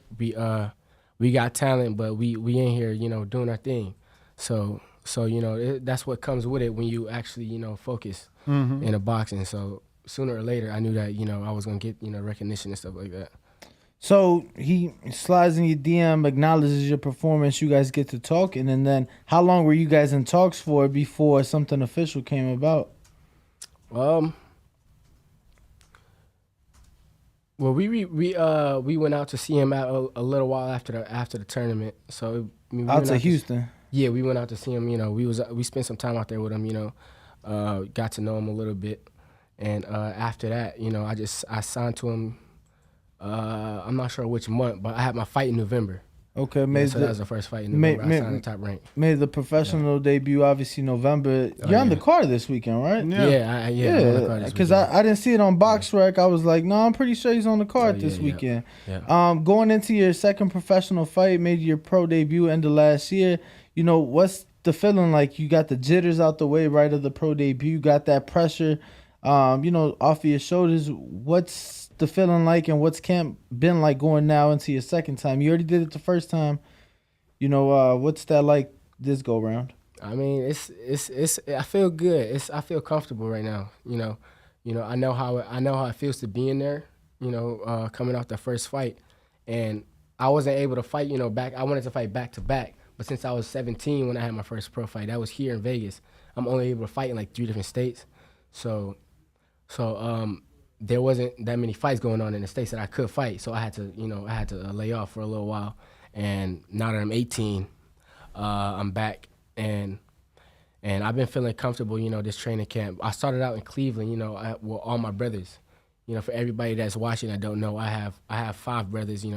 It's 6 of us and all 5 of us box. The oldest, Amir, he's professional as well. The other 2 getting ready. I think that's the one that I got to call his fight in Atlanta, right? Yeah, that's where I met you guys. Yeah. So, how old is he? He's 24, 25. Is he? 25. Does he have more than 5 wins now? I believe he was 5-0 at that time, right? No, he was 2-0. Oh wow. Yeah, he's 2-0. Yeah, so he's 2-0 right now. He's getting ready for his next professional fight coming up soon. So I'm not sure about the date yet, but coming up soon. What's the names of the rest of the brothers? Amir Mason, he's 25. Adil Mason, he's 23. Abdullah Mason, he's 19. And there's me, Abdullah Mason. I'm 18. I just turned 18. And the youngest is Ibrahim Mason. And what are the 3 states that you mentioned you could fight in under the age of 18 as a professional boxer? I believe it was Nevada, Texas, and New Jersey. Oh wow! Shout out to Jersey. I think Jersey. Letting it happen. Oh yeah, for sure. Yeah. But it's still not something that we see very often. Obviously, he had a lot of success in that tournament, which is why Jay reached out. But what was so you missed the Olympic cutoff, huh? Because of your age? Yeah, because of my age. Because of your age. So that was the reason. That's that Devin Haney story. You like, fuck waiting, we going pro. Yeah. I mean, I felt I was ready. You know, if I wanted to wait, I would have waited.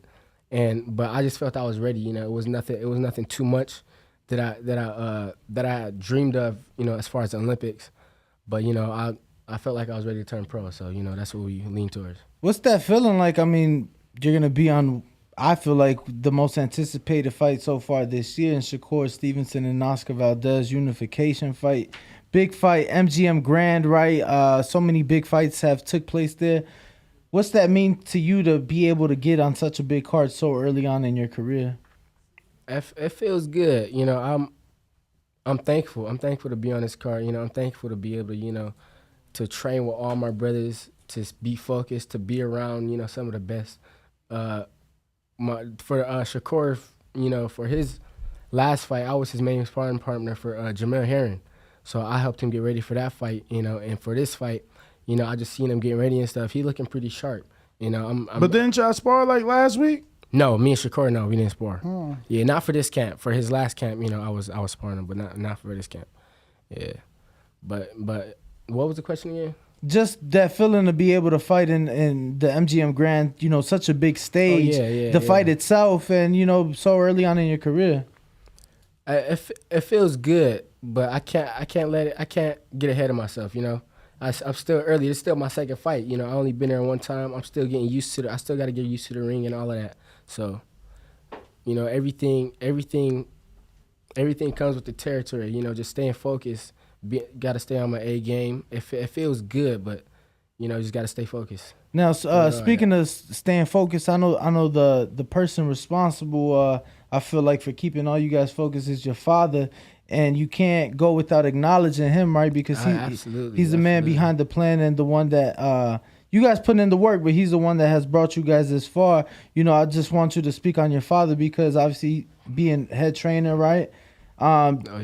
Just the road that your father has played, not just in your life, but your brother's life, and this, you know, the boxing success you guys have had. I mean, my father. He always, you know, he guides us towards the right direction. You know, he makes sure we stick together, make sure we, you know, we you know, whenever I say focus, you know, that's the one who's there, always there, making sure we on our A game, making sure we sticking together, you know. Staying ready, staying in the gym, you know, having our mindset straight. So, of course, you know, all the props goes to my father, you know, and the creator. I think the creator, you know, putting us in a position to be able to, you know, do what we do. Now, we know you're cutting weight, but we got you a water just in case you do want a little sip. A lot of positive things, you know, when you got signed to Jay, I got to talk to Jay a little bit, and, you know, nothing but great things to say about you. What's it mean to you, obviously, being under the tutelage of your father, being under a Hall of Fame promoter as Bob Arum, and then being with somebody as big as Jay Prince, who right now has a lot of big names, you know, picking yourself up very hot out of the amateurs, Jared Anderson, Shakur Stevenson. You know, you're surrounded by greatness, truly. What have you been able to pick up from all of that? You know, just good guidance. You know, I'm able to you know, see different things and make sure I'm staying, you know, make sure I'm staying on the right track. You know, not stepping off or letting myself get distracted, and just, you know, staying close to what I'm dedicated to what I dedicate myself to. You know, this boxing. So I gotta, you know, stay close to the sport and, you know, just keep grinding. I gotta ask, bro, because obviously I've been your age and I'm the closest one to your age here. Oh, thanks. How hard is it to stay focused? I mean, you're 18, so much success. You know, I'm sure your DMs is going crazy. How hard is it to stay focused? Because, you know, there is a lot of temptation. There is a lot of evil out there. There's a lot of people trying to pull you in many different directions. I'm not in your shoes. Can't imagine what it's like to be professional and, you know, I feel like at your point, you're at the top, right? You're with a big promoter, big manager, fighting on a big card with a great team behind you. How hard is it for you to stay focused, or do you think because of this is what you live that it's not hard at all for you? Yes, I won't say it's hard. You know, everything you have to be. You know, if you want to go 100, you got to be disciplined. So you know, staying around, you know, being around my brothers all the time, it's easy. You know, they my friends for real. You know, they the ones who advise me whenever I got some question to ask. And my father, he, you know, everybody got input in the house. You know, so they keep me everything that I'm doing keeps me occupied. I don't got time to think about everything else. So it just keeps me busy with the right things. No, that's great, bro. I feel like I want to jump in, man, because I think having eight siblings. It's 5. So, no, it's including me, it's 6, but it's you know. I have 5 and all 6 of you box. No, 5 was box. Oh, 5, yeah. And you guys all live together? Not the oldest one. He was in school. He was in college. Okay. Yeah. So how's that been growing up with that many boys that can fight? I mean, it's amazing. You know, we always been into combat sports. You know, my father made sure we always able to, you know, protect ourselves and stay, you know, stay focused on whatever we doing. You know, and it's been great growing up with all my brothers, and I'm grateful to, you know, have all my brothers.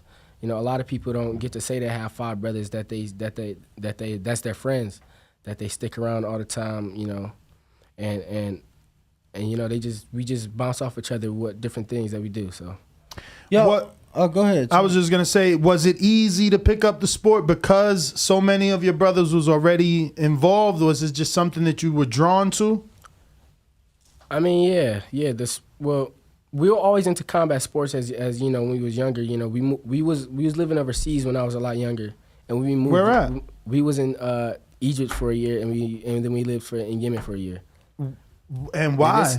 Well, you know, just to pick up the culture, you know, and religious beliefs. We're Muslim, but we wanted to experience, you know, the different country, you know, experience, you know, everything, how everything's going on. Damn, that's amazing. Yeah, so your father moved the entire family to Yemen and Egypt for a year? Yeah, we was down there for a year. Yeah. 1 year in Yemen or each 1 year. Wow. So you was out there for 2 years. Yeah. So you did you like pick up Arabic and my older 2 brothers, they speak Arabic. Well, Amir speaks Arabic. He, you know, he pretty fluent in it. You know, but yeah, they speak Arabic. I was a lot younger, so I didn't pick up on it as much. Man, I thought I was doing something, bringing I just got this job out here, so I'm from the East Coast. I brought my son, but damn, your dad took you to Egypt for a year. So that's amazing. I'm curious, what was the boxing process like for you guys out there? Yeah, well, we wasn't a boxer. I say that to say, you know, when we moved back from Egypt and Yemen, that's when we got into boxing. There was a gym, you know, around from where we lived, where we, you know, moved back to. And my father, you know, he was asking all of us, did we want to get into it, you know, blah, blah, blah. But I was actually the first one to get into boxing, you know, out of all my brothers. They was always into combat sports, and, you know, and when you say you guys were always into it, so now because of where you're going with the story, just watching it though. Well, I won't say boxing necessarily specifically, but just combat sports. You guys were watching. You know, someone that they did. Talking to the mic, Abdul. They did like Kyokushin karate, and they did jujitsu, kunta silat, and you know, things like that before we got into the boxing. So just to be clear, while living in Egypt and Yemen, you've never been in boxing? No. Okay. We haven't, yeah. But when we moved back, we got into boxing. And I was the first one to join it. You know, all my brothers, they joined like right after me, like, you know, one after the other. So why the change? Like I'm saying, if they was already in mixed martial arts and, you know, different things like that, different forms of the art, why the change to boxing, and why'd you guys stick to boxing? It was an interest that we had to experience. Okay. You know, and all of us, you know, once we got into it, we was like, okay, we got a little serious with it, and we was like, okay, we could take this sport if we really, you know, put our time and effort into it. So how old were you at this point? I was 9 years old when I first started. 9 years old. And already thinking about taking over? At the time, you know, I was enjoying the sport. You know, I got into it. I loved it. You know, I was just, you know, having fun with it. But once I got a little older, I'm thinking, you know, because I knew what I had, the talent that I had in the sport. And once I got into it, I thought to myself, you know, we could really, you know, dominate if we really, you know, dedicate ourselves to it. I've been able to spend a little bit of time with you and your brothers and your father since you guys been in Vegas whenever you guys hit. I'm curious, bro, how are you guys able to separate, or do you separate like that father-son relationship, right? Like when you guys are at home, is it still boxing or is it like a turn off switch? And do you guys, do you guys play cards? Do you guys play video games? Like, what is it like for you guys? Because I'm always intrigued by father-son relationships in the sport because each one is so unique and different. Mm-hmm. Like, I don't think I've met a father-son duo that's like, we do the same things. Like, everybody's so different. So I'm just curious, what is it like for you and your brothers with your father? I won't say it's a switch. It's not so much work for us. If you in boxing, you gotta live in it. You can't be a part-time boxer. So we always, boxing is always, we always in around the house talking about boxing. Something comes up, we could be chilling and boxing come up. We could be doing anything. We could be watching a movie, boxing come up. That's how it is when you're in a sport, and when you're trying to be good at it, when you're trying to be the best at it. So it's amazing, the relationship we have, But from the sound, there is like, I guess, a break, right? Because you just said it right now. We could be watching a movie, boxing will come up. So it's like, at least you guys like are doing something, because it seems like some camps, like we just had Ramos. He's like, yo, we don't. Yeah, he's like Monday through Friday, they don't do nothing. He's like, no we don't games. do nothing. We don't do. He's like, on the weekends we might play some video games, but that's it. He's like, when I'm in camp. And we was just in Shakur's house, and he was playing spades after training. Like, we left the gym, go to his house, and we chilling. They eating dinner, we playing spades, we talking. So it's like, to me, that's like their break, right? That's like their decompression time. So I was just curious, like, what are you guys like? Is it only boxing, or do you guys try to, take it back a little bit? I mean, boxing is where our interest is. So even if we are chilling, all five of my brothers, we always hanging out with each other, but boxing is where our interest is. Okay. So it doesn't get too far from that. I got you, of course. So of course we do everything else, have a little fun with each other, we be chilling, we might go out, watch a movie or something every once in a while, but boxing is where our interest is. So. No, that's the last movie you watched. I watched Batman. That was the last movie I watched. Did you like it? It was good. I liked it. You ain't fall asleep? No, I didn't fall asleep. That damn thing was like 2 hours and 50 minutes. It was pretty long. It was. It was pretty long. No, it's good. So wait, so don't tell me you was a Twilight fan before he became Batman. No. No, it's good though. I think I feel like you keep trying to, or not keep trying, but you're letting us know boxing is the focus. But I think it's good that you do take a step back sometimes, and not that you're losing focus, but I feel like, sometimes it's needed a little break or just time to yourself, because we're all human at the end of the day. So I feel like there's only so much before we hit like a cap and we get overworked or overloaded with something. So I think it's great that you are able not just to take that step back, but with your brothers, right? Me and my brothers are a lot further apart in age. So now that my brother is a little bit older, now we're a little bit closer. Now that my sister's a little bit older now, but it was like, yo, you 6 years apart. We're like, what we gonna talk about, bro? You a kid to me, Now him being a young man, it's like now we able to relate, and that's always something I wanted. So that that's good for you're able to have that obviously with your brothers and whatnot. What have been some of the differences for you from training camp and just, I guess, whatever comes your way in terms of before being signed and now being with Top Rank and James Prince? Like, just, I guess, whatever they've been able to facilitize for you, or has it been harder? Has the transition been the same? Have you not felt the difference? It's kind of more the same, but of course everything's get a little more, you got to be a little more on your A game. I know I'm gonna start having fights coming up. I know I'm gonna start having things to to do as far as schedule everything a little more strict, get a little more strict on certain things. But as far, it's been a little more of the same. And what about the access to the Top Rank gym and just the gyms here in Las Vegas? Do you feel like the sparring has been different? Do you enjoy that better out here in terms of sparring? Has it been more accessible for you, the sparring? Vegas is the boxing. It's the boxing. It's like the boxing capital in America. It's the boxing city. So you gotta have sparring out here when you come out here. You gotta have some sparring. You know, it's a good amount of sparring out here. You know, I love that about Vegas. Can you give some of the names of people that you sparred since you've been I here? want to ask you sparred Shamar Canal since you both in Bones? I haven't sparred. Is that Canal? Yeah. No, excuse me. Brewer, right? Sean Brewer? Sean Brewer, no. No, neither. Okay. He seemed like y'all the same weight. I sparred him when we first got out here. How much what's your fight weight? Bigger than Sean. I fight at 35. Yeah, lightweight. Yeah, 135. Yeah, he's smaller than you. So I'm curious, just because you did just recently turn pro, what is it like for you? You mentioned when Jay came down to see you. That was down in Shreveport, right? That tournament, Shreveport, Louisiana. Shreveport, okay. Oh, that was just last year. Yeah. So, last April. Yeah. So you just said he saw your first fight. Obviously, amateur tournaments, you fight till you lose, right? So you could have 5-6 fights in one tournament. But now you're getting ready for one fight and one fight only, and you ain't got to worry about the weekend of fights. It's just one fight.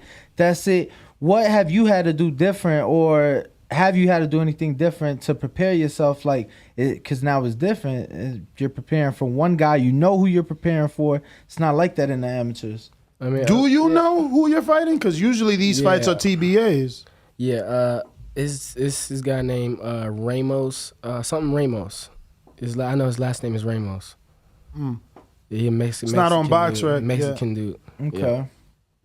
Yeah. But that adjustment of fighting multiple times in one weekend versus just once a night, you spend months preparing for this one fight. What's that like? What was that difference like? What'd you have to change, if anything? What did I have to change? I mean, because now you get to weigh in the day before, right? In the amateurs, you weigh in day of. So obviously, there's been some differences. Yeah, I mean, of course, there's differences. The pros and the amateurs are, they're very different. But as far as training for one opponent, of course, you get to focus on certain things that you want to do for that fight. Staying sharp. You got certain things you look for, certain things that that your opponent does. So, as far as the amateurs, you more so just staying sharp all around because you don't know who you're gonna get. You don't know what type of fighter you're gonna get. But same thing for the pros. You got to stay sharp. You can't downplay any fighter. So when you in the pros, you know what you're looking for. You know what you're looking for. Yeah. Able to kind of adjust and prepare for that one style, that one game plan. But sometimes you get an opponent and he might not be the person you're fighting. Like my first fight, I had an opponent I was supposed to fight. I knew I was gonna be able to fight him like 2 months ahead of time or about a month ahead of time. And leading up to the fight, like 2 weeks before the fight, he pulled out. So it was another opponent, that came in. So I won't say it's a switch up of a game plan, but it's a different mindset. You gotta okay, I'm fighting him now. I gotta switch this up.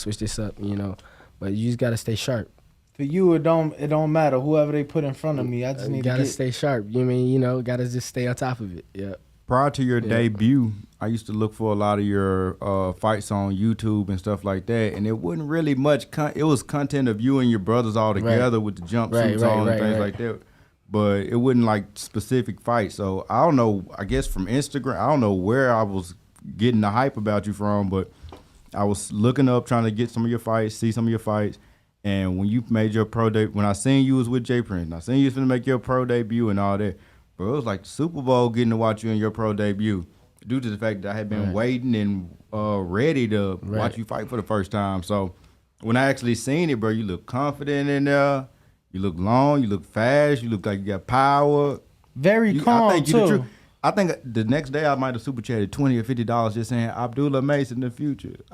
I believe in you. That's what they call him. Maybe because of the lightweight division. Maybe because my last name Mason. I might just be biased. I think I might be biased a little bit. But seriously though, I've been looking forward to seeing now he trying to leave his Alabama ties. He want to be from Cleveland now. So look at him. Hey, I wear that on my chest. You know what I'm saying?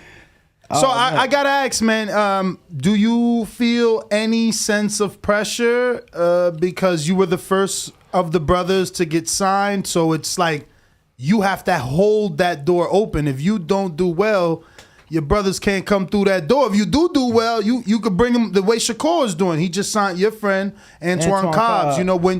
When you're a red hot prospect like yourself and you pan out, they give you certain things. You get people on your undercard when you get to that level. So I'm just wondering, is that something in the back of your mind, putting on the rest of your family? I mean, for me and Amir, if we're the first ones being pro, out of the family, of course there's gonna be some pressure, but I won't say it's as a bad thing. It's just you just gotta work harder, for the rest of us or guide the rest, the rest of the brothers. So yeah, some pressure, but I won't say it's a bad thing or some people fall under pressure, but you just gotta stay focused. I mean, you gotta stay, keep your head straight on. Yeah. For sure. Staying sharp. Yeah, that's one thing, and not, just because I have been able to spend some time with you guys, like that's one thing about your father, and I just love the discipline you guys have, seeing the respect mutually that you guys share, and that work ethic. You guys in there working, and y'all all of you trying to outdo each other. Whoever's in the gym, everybody's trying to outdo each other. And then of course it's Vegas, so like you said, the top guys out here. So I don't know. I feel like this, like when we working at Bones shit. Oh, Devin just walked in. I gotta be sharp. I can't like let up a little bit. Do you feel like that, or when you got eyes on you, like I gotta shine even more because it's extra eyes on me right now. Right. I mean, you always got to be like that, even when you by yourself, because whatever you do, private, that's how it's gonna be when you get out there. Yeah, so. Love it. Look at that Very mentality. Mature. What's your diet like? Because right now, look, you got a fight coming up, and we've interviewed people, and they drinking water. Like if they don't drink the water, they about to fall out. You can see the cake building up in their mouth. Right. But you look. Nah, he too young for that. Yeah, you good. You know what I'm saying? Yeah, What's your diet like, just on a regular basis, even when you're not in camp? We just try to stay healthy. Eating my fruits and vegetables. People say that, it's kind of cliche, right. But you got to eat your fruits and vegetables. So, make sure I, eat inside. A lot of times we don't really go out all the time. And a lot of people go out, they eat this and they eat everything from out, and, they can eat it, eat the same thing at home. Yeah. Yeah. So, pretty much just home cooked foods, the simple stuff like oatmeal, make sure, cut up some fruits and stuff like that. You eat a lot of rice? You eating before sparring? Sometimes, yes. Sometimes I eat before sparring. So I'm curious because right now we're still in Ramadan, and I was just going. You're Muslim, are you actually observing Ramadan? Or? Yes. Okay. Yeah, what? Yeah. During camp, so you're not eating from sundown to sun up, right? During camp, from sun up to sundown. Yeah, still like he gonna get to eat right now. He got to wait for the sun to go down. Yeah. So that's why you're not. So is it you're not drinking anything, or is it no. Not even water? Ain't you allowed to drink water? Not water. No. You're not allowed to drink water during the fast? No. Oh wow, I thought you could drink water during fasting. No. Yo, it's real interesting. It's real interesting because. So you haven't eaten since 5 a.m? Yeah, no, I haven't. So what time? Because I know obviously during Ramadan you guys can only eat during sundown. So what's the meals like? Because it's either early morning, late night meals, right? Right. What you had today? Big breakfast? No, I had some oatmeal today. Yep. Just it? That's it? Yeah, some oatmeal. Wow, and that's gonna hold you till 6. Yep. Nah, sun ain't going down at 6. It's I know, out here it's like 7. Yeah, but yeah. Out here it's like 7:30. Yo, I just it's crazy. So to me, Ramadan, right? I got to experience it in the Middle East, which was different because it's in an environment that everybody's a Muslim, right? And just seeing not just the dedication, but the honor and the respect. It's just crazy to me. Like I was in Afghanistan in war, right? The terrorist groups would not attack us during Ramadan. They respected Ramadan that much that during Ramadan there was no attacks. So we knew, but I got to spend 2 Ramadans in the Middle East. We knew during Ramadan we chilling, we good. We good because it's like we gonna respect you and we're gonna respect you during Ramadan, but they would also respect us during Ramadan. And it was yo, that's crazy, right? Imagine a gang like, nah, bro, like during Thanksgiving or during that Christmas break, we not gonna come at you. I hear you. You getting a pass. That's crazy. Yeah. That's a different type of respect. So has it been difficult for you to, this is your first camp as a pro during Ramadan. Has that been difficult for you? Because now you have to make weight. It ends this weekend, doesn't it? It's Sunday, correct? Sunday's the last day of Ramadan, or? Oh yeah. So I literally right after your fight. Right, so I'm curious. This is your first pro camp, as during Ramadan. Has it been more difficult than typical for you? I mean, it is a little bit, but I won't say it's so hard. I just got to maneuver my schedule around it a little bit. Making sure I'm good. I make sure I'm not killing myself crazy. Yeah, but I'm pretty cool. Pretty cool. Right now. Have you ever had to be like, Dad, I need to lay down. I ain't feeling right, because you just ain't got the nutrition? No. Word? No. Wow. Yeah. Man, that's crazy. I know. I can't. Listen, I thought I was fasting. I wake up the same time, and I'm not. I don't win. No, because I'm only drinking water and coffee. I thought I was fasting. Think about it. We wake up at 4. I wake up at 4 until 2. Yeah, I don't eat till 2, 1 o'clock. I thought I was fasting because this is all I'm drinking. It's coffee and water. Compared to a regular person, yeah. They call it intermittent fasting, though. Yeah, when you eat at noon and stuff like that. Mm-hmm. Yeah, compared to a regular person, well, he'd be more of an expert than myself, but compared to a regular person, yeah, you are doing more of a fast than a regular average person would do, due to the fact that you don't eat as soon as you wake up breakfast, which is break fast. You know what I'm saying? So, yeah, you. Wow, that's what it stands for? What? Breakfast is because you breaking your fast because you have. Wow, I never put it together. I didn't know it made that, but break fast. Yo, it just exploded. So you don't in his even head. know. So you just talking. You just pulling. I mean, stuff but out. you breaking your fast. So that's what I just assumed it was. That's really what it means. No, it makes total sense. I just never thought of it that way. I want to Google it now. Yo, did you bring me a Mason shirt? I want the whole jumpsuit. I want the whole jumpsuit. I wear a size medium. All the brothers, the dad. We gonna get y'all one. How am I not gonna rap on Saturday? We gotta put our shirts back. Nah, I'm messing with you. I need the jumpsuit, man. That look good. But Saturday night, man, exciting. Oh yeah, for exciting. Sure. Can't wait. What do you think of the main event? Man, it's gonna be a fight. Yeah, we know it's a fight. I got Shakur. Okay. I got Shakur. Yeah, I got. By Shakur. decision or? I'm not sure. I haven't seen too much of Valdez, but I say either late, either he gonna get him out of there late. 11-12 or decision. Yeah. 11-12. Okay, yeah, I said late. I said late. 11, Yeah, I like that. I could see that. But there's another big fight coming up, and it's actually in your division. I'm just curious. Undisputed, right? Doesn't get any bigger than that. Devin Haney, George Kambosos.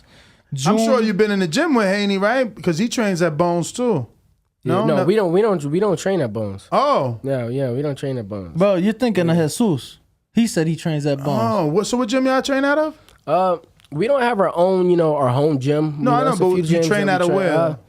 Well, recently we've been, for this camp, we've been training in the Top Rank gym. Okay. Yeah, we've been working in the Top Rank gym. Might as well. Yeah. Part of Top Rank, and there's some decent people going in there on a regular. Word. No, definitely. But yeah, your thoughts on the Haney Kambosos fight?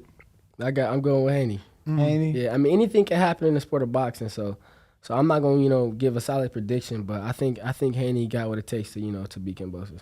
Who would you say? Because I feel like I know I've seen you in the gym, and I want to say we was at Real Boxing maybe when Haney was there and y'all was there. This was maybe like a year and a half, 2 years ago. Oh yeah. But have you guys sparred in the past? Yeah, I've sparred him once. This was before we actually moved out here. We came around to move around, experience it. And we wasn't gonna actually spar that. Well, we actually sparred earlier that day, and this a whole story. But yeah, we sparred him. So you had sparred earlier that day. They called you for some work and. No, we was going to watch him spar actually. Okay. Yeah, but his opponents didn't show up, and me and my brother got to get in there with him. So what was that like for you? And in comparison to the Shakur Stevenson sparring, right? Because obviously both top guys around the same weight that. People are eyeing maybe one day down the line that'd be a mega fight. I'm not sure.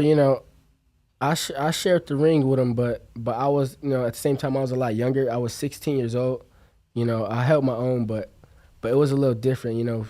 I only sparred him one time, so we only went a few rounds. I didn't actually get to. We wasn't going in there going crazy. I got you. Just getting some just good working. work from him. Yep. Just working. Yeah, I got you. Well, man. Those are all the questions. Yeah. Unless you guys have any others, we're gonna take a quick intermission. Take this picture with Abdullah. I do want to thank you for not just coming on the show, but want to wish you the best Saturday night. I'm not even gonna say luck because I know you guys put the work in, and I definitely want to tip my hat to your father because I know he's doing a great job with you and all your brothers. So thank you again. I never asked too. I want to just be clear. Is your mom in the because it's 6 brothers? Just want to I don't know. Is the dad taking all credit for raising, or is your mom still around? My mom and dad. Yeah, okay, cool. No, and I just wanted to highlight it because that doesn't happen a lot in the city. No, we got a lot of broken yeah. homes. Not everybody has mother and father there, and obviously you can see that stability, and that's another reason why I wanted it out. I mean, for him to go take you to Egypt, for you to be signed to who you're signed to, it means that there was definitely someone there. Making sure you don't go left instead of staying on the path. So we appreciate you coming in early. Appreciate your dad setting this up. We want to take this picture. If you can, give out your social media for anybody again crazy enough not to be following and you. remind everybody about Saturday night. Saturday night. I'm coming to do my job. So just y'all tune in. Make sure y'all tune in and let the people know about us. Mason Brothers. Yep. But Instagram, Abdullah, ABDULLAH _MASON, Abdullah _ and Mason Brothers Boxing. Mason Brothers Boxing, Abdullah _ Mason. We will take a quick intermission, get this picture very quick with Abdullah, and then we will be back. So thank you once again, and make sure to tune in Saturday night, ESPN and ESPN Plus. Absolutely. Yeah. Appreciate y'all for having me. Thank you, bro. 12 years. I never expected it to turn out like this. TheBoxingVoice.com. Shout out to the community, man. I appreciate y'all. What's happening, people? Info Joe, Los Angeles, in the building. Adrian, the problem Roman, man from the frozen tundra. Keem, straight out of Florida. Liz Lowe, Decatur, Georgia. You already know what it is. It's the Queen, Martha K, Detroit. Stand up. David Maldonado, New York City. Yo, Nuss, don't cut me off, man. Don't cut me off. King Amin of Essex, catch me for them championship rounds. Big Super Mac, Plainview, Texas. Davidian in Buffalo. God bless you all. Jesus' name. Without Chai, it ain't nothing. Without the callers, it ain't nothing, man. Bad Girl, TKO, San Diego, California. Big Fish, Vegas, Palm Beach, Florida.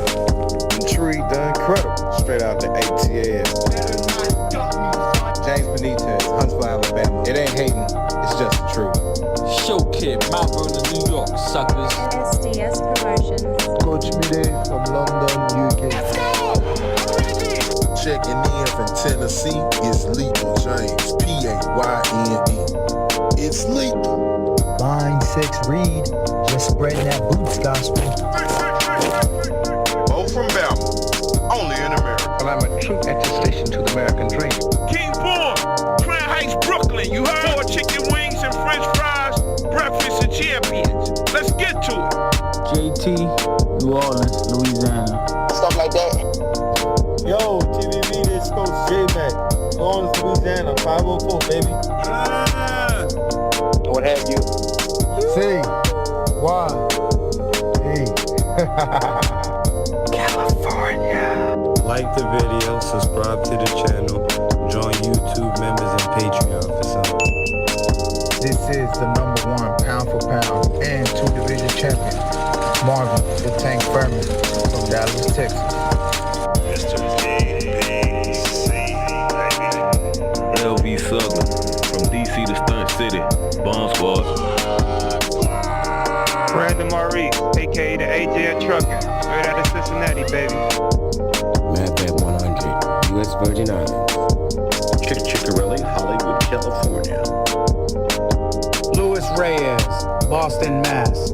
Yo, drop that SDS shit, This son. message was brought to you by SDS Promotions. The voice of the people. There is no equal. You can add Nestor Gibbs on Skype to be part of the conversation. TheBoxingVoice.com. As I always say, please make sure you push the thumbs up. Share this and every episode of the Boxing Voice podcast.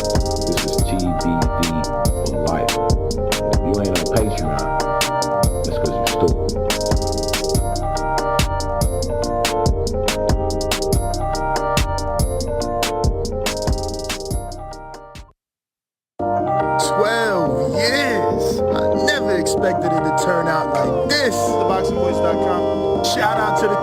me, man. I appreciate y'all. What's happening, people?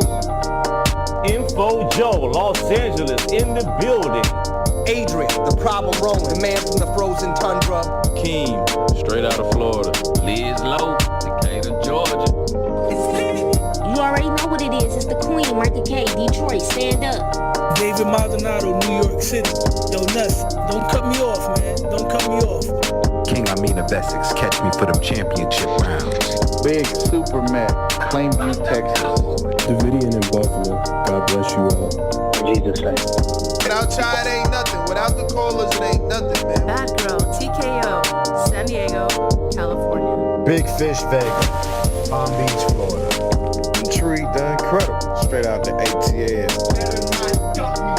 James Benitez, Huntsville, Alabama. It ain't hating, it's just the truth. Showkid, Mount Vernon, New York, suckers. SDS Promotions. Coach Midday from London, UK. Let's go! I'm ready! Checking in from Tennessee, it's Lethal James, P-A-Y-N-E. It's lethal. Line 6 Reed, just spreading that boots gospel. Bo from Bama, only in America. Well, I'm a true attestation to the American dream. King Born, Crown Heights, Brooklyn. You heard? 4 chicken wings and French fries, breakfast of champions. Let's get to it. JT, New Orleans, Louisiana. Stuff like that. Yo, TVB, this Coach J-Mac. New Orleans, Louisiana, 504, baby. What have you? C, Y, E. California. Like the video, subscribe to the channel, join YouTube members and Patreon for some. This is the #1 pound for pound and 2-division champion, Marvin the Tank Furman from Dallas, Texas. Welcome back, ladies and gentlemen. Just want to thank all our lovely guests for coming in today and continuing to help us be the Breakfast Club of Boxing. You already know.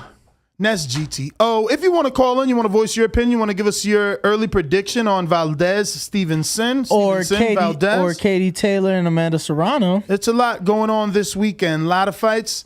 You're allowed to call in. If not, you already know. Nestor Gibbs on TikTok, Nest GTO, Instagram, and Twitter. Ringbog Danny on all three, and the Boxing Voice on all three. Make sure to like, make sure to subscribe. We are so close to 136,000. My goal is actually 137,000. I'm already looking ahead.